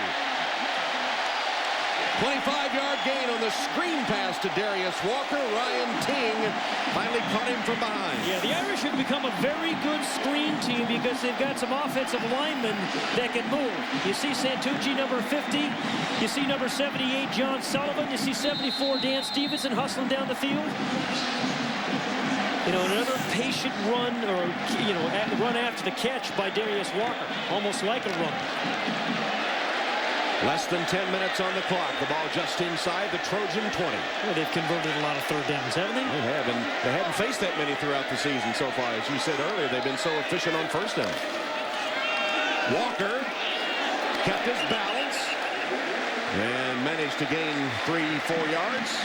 Frosty Rucker, who's been quieter here in the second half after a good first half for the Trojan defense. Just kind of following up on the point on third downs. Notre Dame has converted 10 times on third down. Remember when Pete Carroll came out at halftime and said, we've got to get them off the field on third down. Rucker to the sideline. Jeff Schweiger replaces him at defensive end for the Trojans. 2-1 time of possession for the Irish. But Charlie Weiss said you've got to score touchdowns. Travis Thomas. Trojan defense is able to string it out toward the sideline. Thomas tries to cut up, but nothing there. Give Schweiger, who just came in, credit for the tackle. You know, Pete Carroll right now desperately needs his defense to make a play and force a field goal attempt to make it a 6-point game, right? Especially the way the Irish have played ball possession today. Absolutely. You know, this is the most important third down of the game. Third down, 8 from the 17 of USC.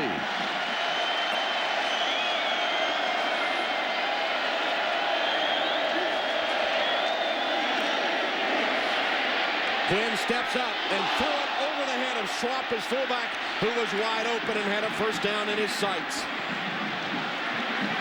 Charlie's, hey, they're gonna kick the field goal. He thought about going for it on fourth, but sends in DJ Fitzpatrick, who has been an unsung hero. Again, had Swamp wide open. One of those things that he thought he was going to keep going. Swamp settled down. Just a little miscommunication. So the Trojan defense does its job, holding Notre Dame to a field goal attempt. Fitzpatrick, 35 yards. He hit one from 32 earlier. And that one's going to be wide right. Never had a chance. No good. Well, DJ Fitzpatrick, who has been 7 or was 7 of 8 on the year. Misses from 35 yards. It remains Notre Dame 24, SC 21. Notre Dame Stadium in the gloaming from the Goodyear Blimp. Goodyear Blimp celebrating their 80th birthday this year. Today, the spirit of Goodyear floats above Notre Dame Stadium, giving us our aerial views and reminding you to travel with peace of mind on Goodyear's new Assurance tires. 3-point game. The total yards almost dead even. USC 331, Notre Dame 330. Time of possession heavily in favor of the Irish, though. There's the total yard situation. 7:28 on the clock. SC takes over at its own 20.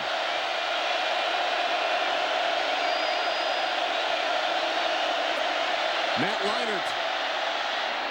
Pass complete for a first down to Steve Smith.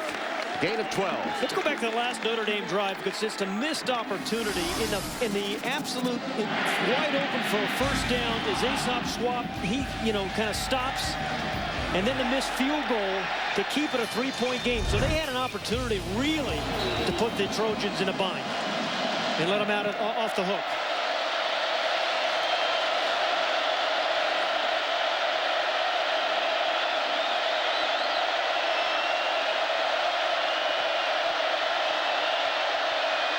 Couple of fakes, and Leinart's going deep. Smith overshoots him incomplete. Boy, I tell you, Reggie Bush ran a fake reverse, and had they thrown the ball to him, he was wide open. I mean, there wasn't anybody covering Reggie Bush down the sideline. There's a guy, he's averaged over 12 yards per carry today. See, watch Bush on the fake.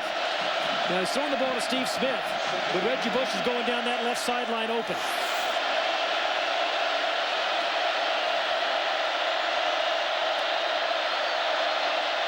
Screen pass, incomplete. Intended for Bush. That's a play USC has run with great success over the last 3 years, but today, that's the 3rd time they've tried to run that little quick screen inside either to Lindell White or that time Reggie Bush. Twice Brandon Hoyt stopped it. That time the rush by Victor Abiamiri. 3rd down and 10. Irish come with their nickel defense. 5 defensive backs. Richardson, Ndukwe, Zibikowski, Wooden, and Farine. USC, a 4-wide receiver formation, trips to the bottom of the screen. Reggie Bush right there. Leinart, pass caught for a first down by Dwayne Jarrett. Ambrose Wooden took him down, but not until he had first down yardage. Well, Heisman Trophy winners respond, don't they? That's what you expect. I mean, on the road, critical situation, Matt Leinart comes through with a perfect pass to Dwayne Jarrett. It covers 12 yards, 1st and 10, Trojans.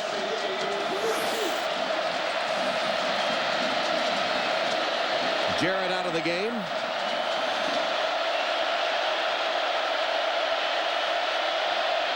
White and Bush in. Here's the hand to Reggie Bush. Bush being chased, 1 man to beat, and gets him out of bounds at the sideline. Nice call by Lane Kiffin, the offensive coordinator. You know, a moment ago, they faked the reverse to him, and he was up here in the booth, I'm sure, watching what was going on. Remember we said he was wide open if they had thrown it to him? Well, this time they just handed it to him. And it's effectively a long pass anytime you give him a chance to put his hands on it. 21-yard gain. Wooden got him out of bounds. 11 carries, 142 yards rushing for Reggie Bush.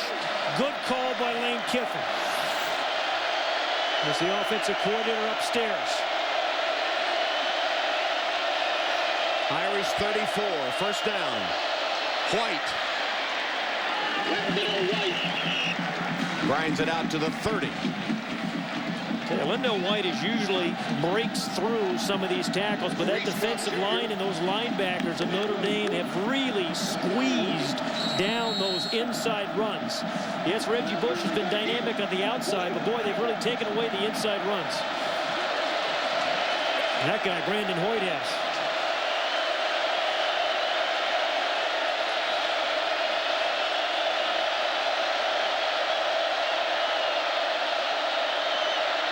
Leinart's pass wide open. It's caught on the sideline by McFoy.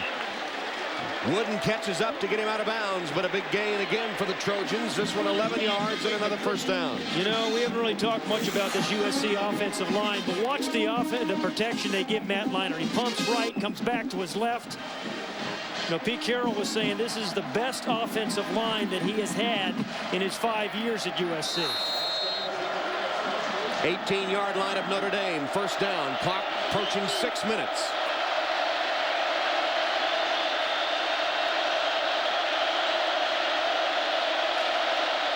Reggie Bush hit behind the line and dropped for a loss.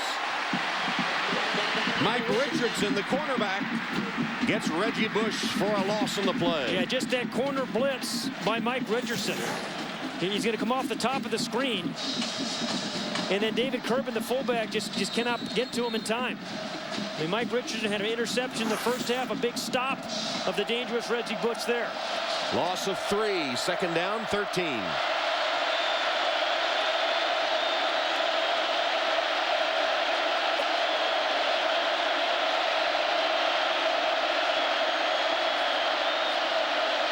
Matt Leinart, plenty of time. Now he's going to pull it down and run. There's a penalty marker. It's going to be a hold, I think, against USC. Brandon Hoyt prevented further damage by tackling Leinart after he made it for a gain of a couple, but the flag comes in the area. But Leinart looks to be celebrating. Oh, yeah, you're right. Umpire threw it, but personal foul. Personal foul against the Irish. And then umpire threw it real quick and early. So it happened very early in the play. Trying to figure out whether it's an automatic first down. That's what Pete Carroll was asking the official.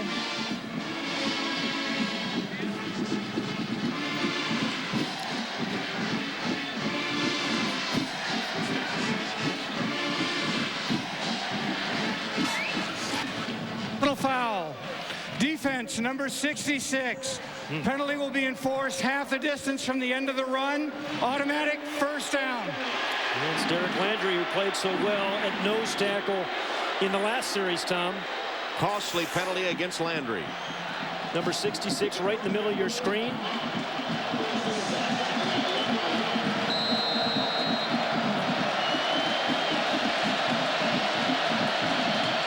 I guess it was a hand to the face of Latui.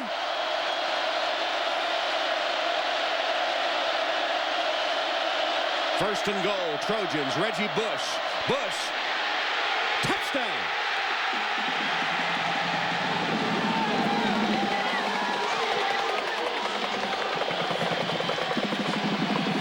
Wow. 149 yards rushing on just 13 carries. He is enhancing his Heisman credentials today at Notre Dame Stadium. Trojans regain the lead with just over 5 minutes left. And a very important extra point.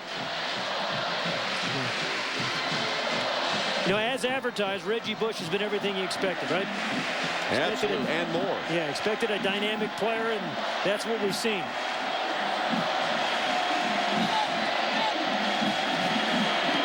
Danelo's extra point is good.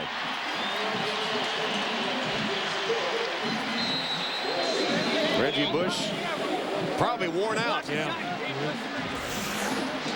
You know, it's a little bit like Barry Sanders. Every time he touches the ball, you kind of hold your breath. Richardson can't get him, and it's And one of the subtle things, he kind of moved the ball from his right hand to his left to allow him to use his right hand to get a defender off. Superb run again by Reggie Bush.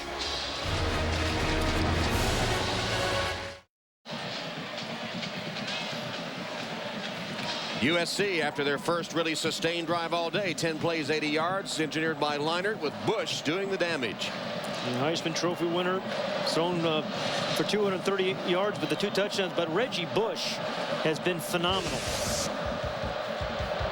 To the 3 rushing touchdowns, I mean, you know, if you are a defensive back, it's like one of Dante's 9 stages of hell trying to tackle this guy. I mean, he's here one moment, gone the next. Powerful, fast, and great vision. 36 yards, 45 yards, 9 yards on his touchdown runs. The first 3 rushing touchdown game of his career. The USC still has its work cut out for themselves. Over 5 minutes remaining for Charlie Weiss's offense. Van Blarcom in the end zone. Ambrose Wooden is coming out with it. I don't know if that was a good idea. It was not. You're probably right, yeah. Well, he was good 5 yards deep in the end zone, and he tried to bring it out. And the Irish will be backed up inside their own 15-yard line. A mentally tough team, just like your coach. Both these teams mentally tough, like their head coaches.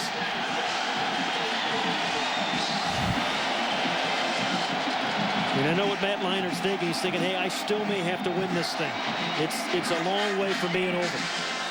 5:04 on the clock.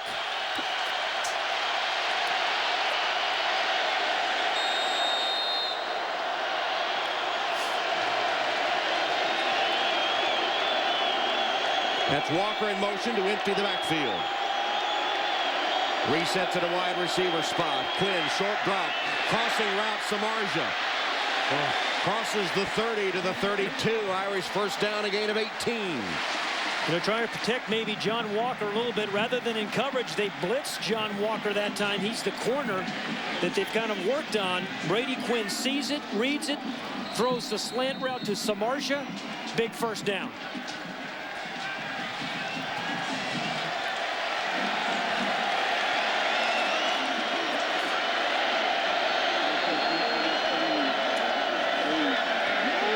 Chased.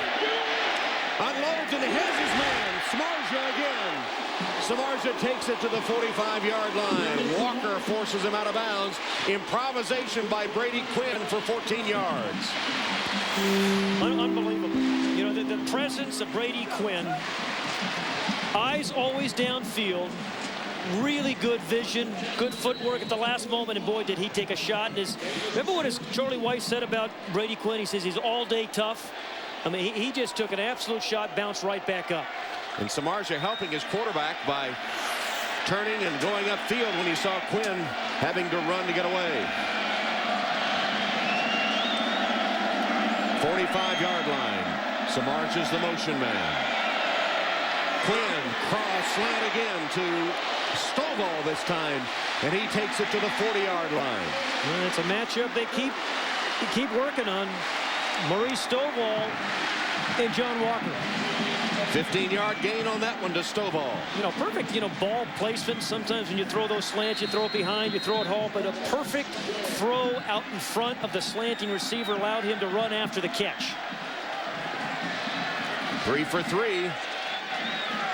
They have it at the 40-yard line. Quinn with a word for Samardzij. Still plenty of time on the play clock. I think it's easier sometimes in this situation. They absolutely know they have to score a touchdown. Quinn.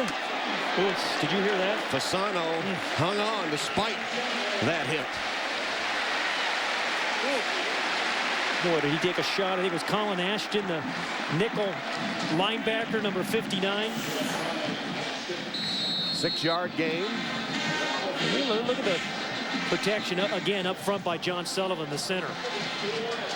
Well, he's had a heck of a game, John Sullivan. Charlie Weiss, Pete Carroll, the chess match.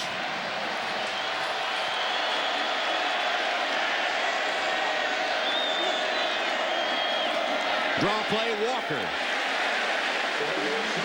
Frosty Rucker twists him down, but not until he has a first down. Yeah, I thought Frosty Rucker may have saved a touchdown, though. That was that second time we've seen that quick hitter, a little different kind of run, as we've talked about for Darius Walker, kind of a change of pace run. And Frosty Rucker hangs on. Otherwise, I think, maybe he doesn't score, but he has another 15 yards. This is going to be a fun last 3 minutes, Tom. It's got to be delicately timed, too. Well, Charlie Weiss will say he's not going to get another possession. He's not planning for it, right? You don't want to leave SC in too many seconds to try to pull one out. Here's a draw play again. Darius Walker bounces to the outside. Walker's down the sideline, racing inside the 10. Scott Ware saved a touchdown. A gain of 20. First and goal, Notre Dame. The patience and the vision of Job, a.k.a. Darius Walker.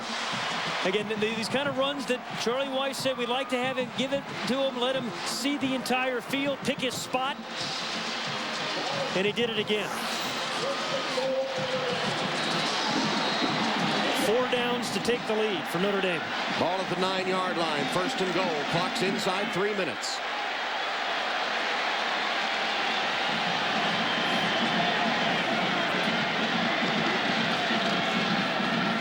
Quinn hands to Walker, moving the pile ahead to the 5-yard line. Now, Darius Walker is short, but he is not small. You said moving the pile. It's exactly right. He's over 200 pounds, and he moved about 3 white jerseys, an extra 2 yards. Walker to the sideline. Travis Thomas replaces him in the backfield. Leinart getting him some attention on the Trojan sideline. Reggie Bush scored 3 touchdowns today. They need a 4th. Second down and goal, 5-yard line. Empty backfield with Thomas in motion. Quinn, a short drop. He's going to take it. Brady Quinn, stopped. Touchdown! He got the ball across the goal line. Touchdown!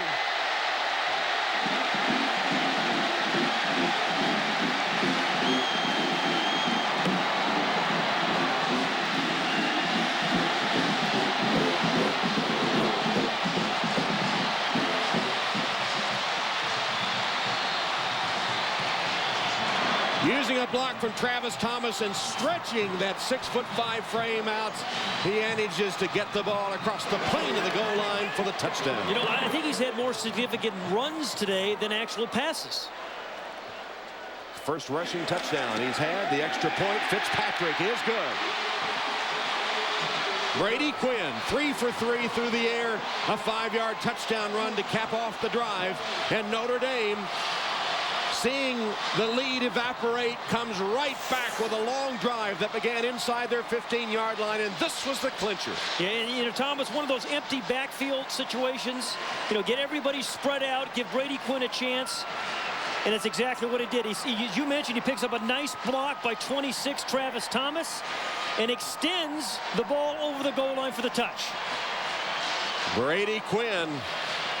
Look out. He's got his own legend in the making, doesn't he? How about the dramatics? Well, still 2:04. Yeah. You know, that's nothing for this SC offense. We saw them have, what, 2 or 3 touchdown drives of only a couple of plays. You know, we said it just a few moments ago. I just had the sense that Matt Leinart knew it, that he was going to have the opportunity to win the game again. Matt Leinart and the Trojans, they've won 27 in a row. Through the years, Notre Dame has ended these long streaks. Will they end the Trojans' 27-game winning streak today? The first time USC has allowed over 30 points in a game since its last defeat when Cal beat them 34-31 in 2003.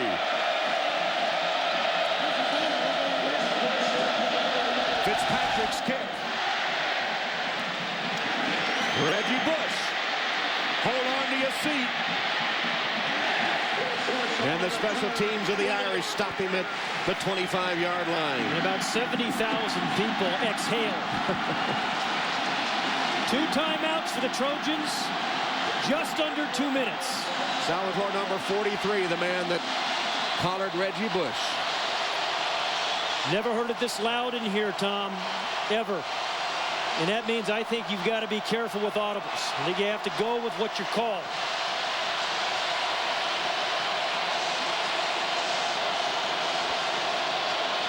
True test for a champion.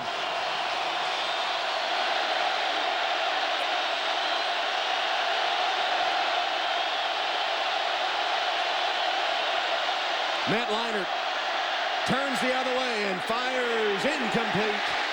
Intended for Jarrett.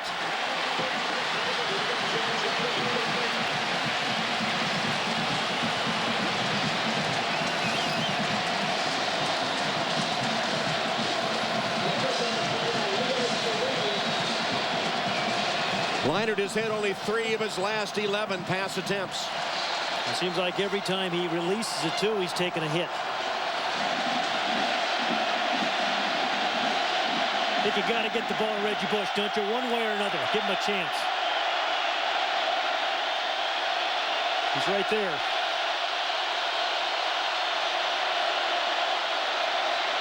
Leinart sacked.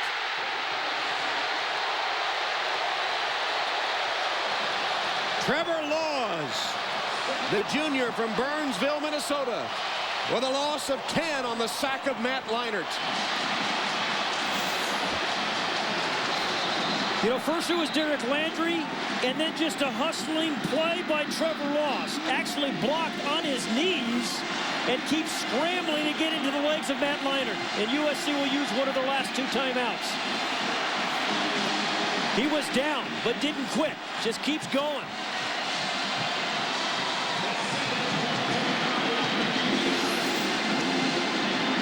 There's Chris Fromm, number 75, who was injured earlier in the game, the starting defensive end, the Californian, who has come back out of the locker room. He can't play. He's injured. He's on crutches, but he doesn't want to miss this.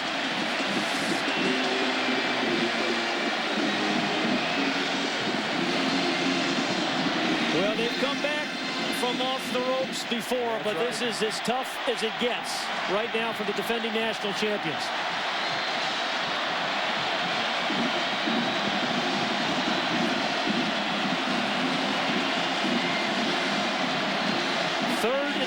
You have 2 downs to get 19 yards. I think the smart play is not try to get the whole 19 here, Tom. I think you try to get 8 to 10, maybe 12, and give yourself a chance on 4th down. 2-time national champions trying to respond like champions. The Heisman winner under center. 3rd down, 19.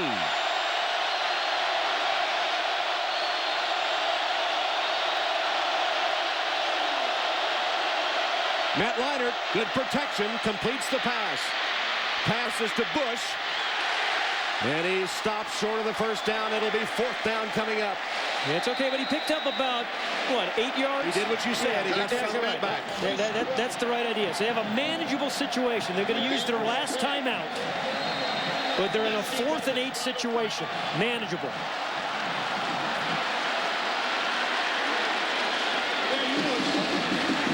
Brady Quinn, who engineered the last go-ahead drive for the Irish. Jeff Samardzija, his favorite target next to him. Matt Leinart listening to the play call on 4th down.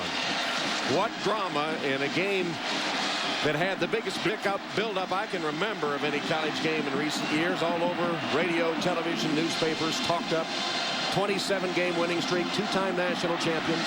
Notre Dame revived under Charlie Weiss, 4-1, ranked 9th. And the top-ranked Trojans, and it lived up to billing.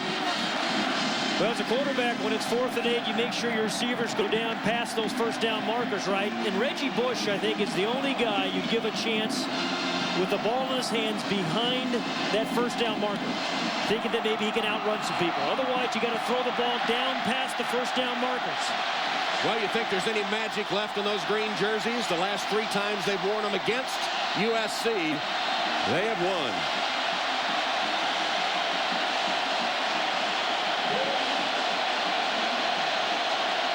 Have to get to the 35-yard line to get the first down. That's 9 yards away.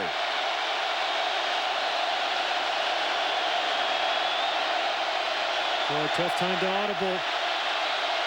Leinart on 4th down, in the pocket, goes down the sideline. It's caught.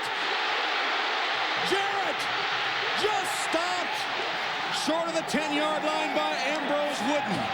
Could you imagine calling an audible at that sign and then delivering? That's why he won the Heisman Trophy. That's clutch. That's national championship play. 64 yards to Dwayne Jarrett, and another hustle play by Ambrose Wooden to save the touchdown. Yeah. How many times Ambrose Wooden's done it? 3 times on hustle plays that preserved 3 wins for Notre Dame.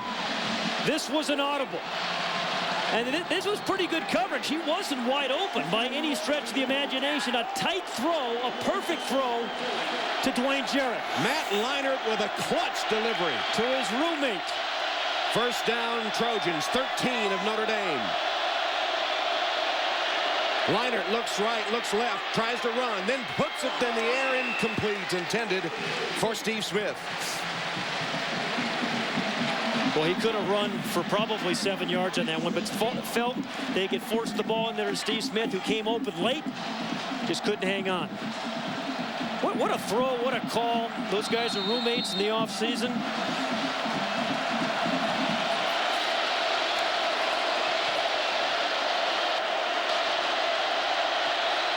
So you're in Matt Leinart, you're in field goal range if you have to go that route. So just don't take a sack.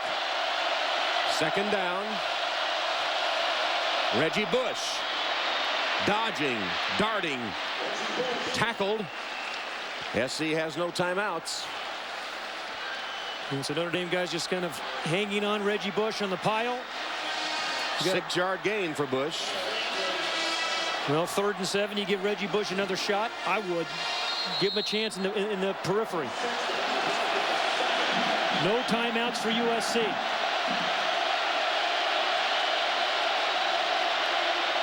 Bush stopped short. I think he got the first down. But did pick up a first down. Yeah, but 23 seconds remaining. Now they'll stop the clock for the first down and then mark it ready for play. Zibikowski saved the touchdown, but Bush picked up the first down. Yeah, Matt Leinart's got to get his team up to the line of scrimmage. I think you have to throw the ball here. I don't think he can run it in 23 seconds. Do you? No timeouts. Empty backfield. Empty backfield. So would they dare run a quarterback draw? Matt Leinart rolling to his left. He's going to tuck it under. He is stopped short. The clock's still running.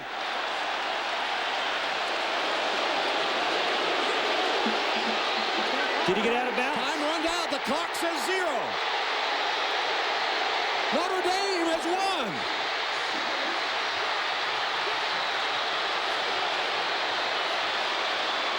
Chaos They're still talking. Fans on the field.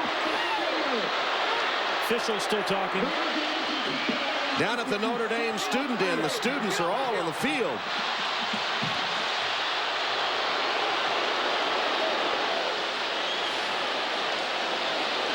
And now they're going to clear the field. See if Matt Leinart gets out of bounds. Remember, no replay in this game. Ball comes out. The ball's out. Ball comes out. So that the clock should have stopped, right? There were about 5 seconds remaining. The clock should have stopped. One official signaled touchdown, but the ball clearly came out. USC will get one more play.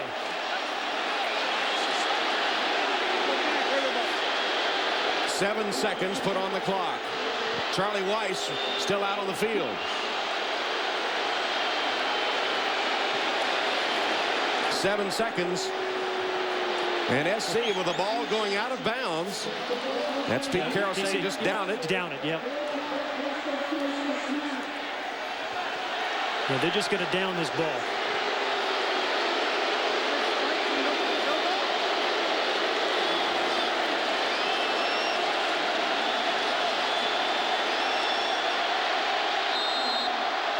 Leinart going to try to sneak it ahead. He got in.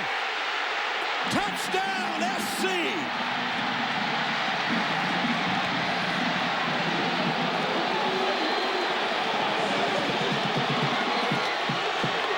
Tom, I broadcast that Boston College game against Miami a few years ago, but this is as good as it gets. Incredible last 3 minutes. And you know, they were decoying him with the yes. Down it, down it, down it. Carroll saying down it, down it. Leinart saying to his men, we're going to down it, we're going to down it. It was all a decoy. He kept it. But it wasn't easy, was it? And no, it didn't make it on the first surge, and then was sort of spun around and broke the plane to the goal line. As entertaining the last 3 minutes of a college football game I've ever seen. And now another huddle by the officials. One thing for sure, we have awakened the echoes today. Flag down. Might be a celebration for them running on the field.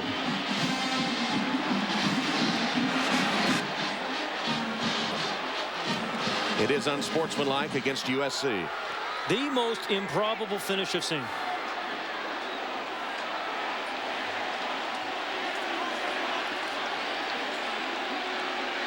Well, we validated the fact that these are two of the best teams in college football. We validated the fact that Reggie Bush is a legitimate Heisman Trophy candidate. Yeah, Matt Leinart delivered in the clutch like a Heisman winner should. And the Trojans playing like national champions should.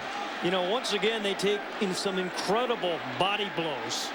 And looks like they hang on to win. After the score, dead ball, unsportsmanlike conduct on the offense. 15-yard penalty will be enforced on the try. And how bizarre, Pat, that if Leinart doesn't have the ball dislodged and knocked out of bounds, clock runs out. SC loses. Absolutely, the clock runs out. So misfortune proves to be good fortune for the Trojans. The ball dislodged, knocked out of the hands of Matt Leinart, short of the goal line. But because the ball went out of bounds, the clock stopped and gave them one last chance.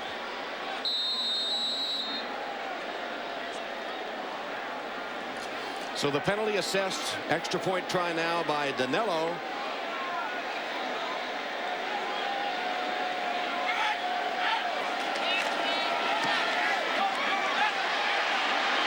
And it's no good. So 3 seconds are left. Well, let's go back to that sequence of plays, Tom. First, this is the play when Leinart didn't get in. Ball comes out. Corey Mays knocked it out, goes out of bounds. That stops the clock, or they get actually 5 seconds back or 7 seconds put back on. After faking like he's going to spike it, 6'5", 225-pound fullback or quarterback turned fullback Matt Leinart gets in the end zone. Another look. Again, that was stopped early. I mean, Matt Leinart did run like a fullback on that play. They stuffed the early part of that quarterback sneak. And over on the Notre Dame sideline, wow, what a tough way to lose. 3 seconds left. Brady Quinn played like a champion. When the Irish needed a touchdown, he took them down the field. Was perfect through the air and scored the touchdown to put them ahead. And then Matt Leinart delivered the big game to Dwayne Jarrett It's 4th and 8. 4th down, deep in his own territory. On an audible. And then comes back and scores with second effort the winning touchdown. One would assume with 3 seconds left, barring a miracle finish here by the Irish. Well, you know, I'd onside kick it or certainly squib it. I wouldn't kick it away. You know, I would expect to see one of those cow plays where everybody going to laterals it as much as you can. But we expect USC just to squib this thing. Stanford band not on the field.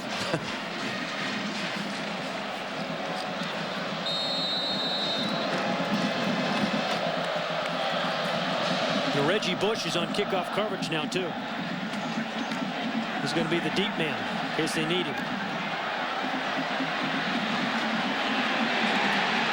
Trying to lateral it back, still trying to find somebody. And finally, it'll be down, and the Trojans have won. 2 heavyweights of the college football world. 2 of the best programs in all of college football. 11 national championships each way. Locked up in an instant classic here at Notre Dame Stadium today. Pete Carroll and the Trojans, Charlie Weiss and the Irish. A bizarre finish. And the Trojans pull it out like national champions that they are. They've now won 28 in a row, but none more difficult than this one. Let's go to Lewis.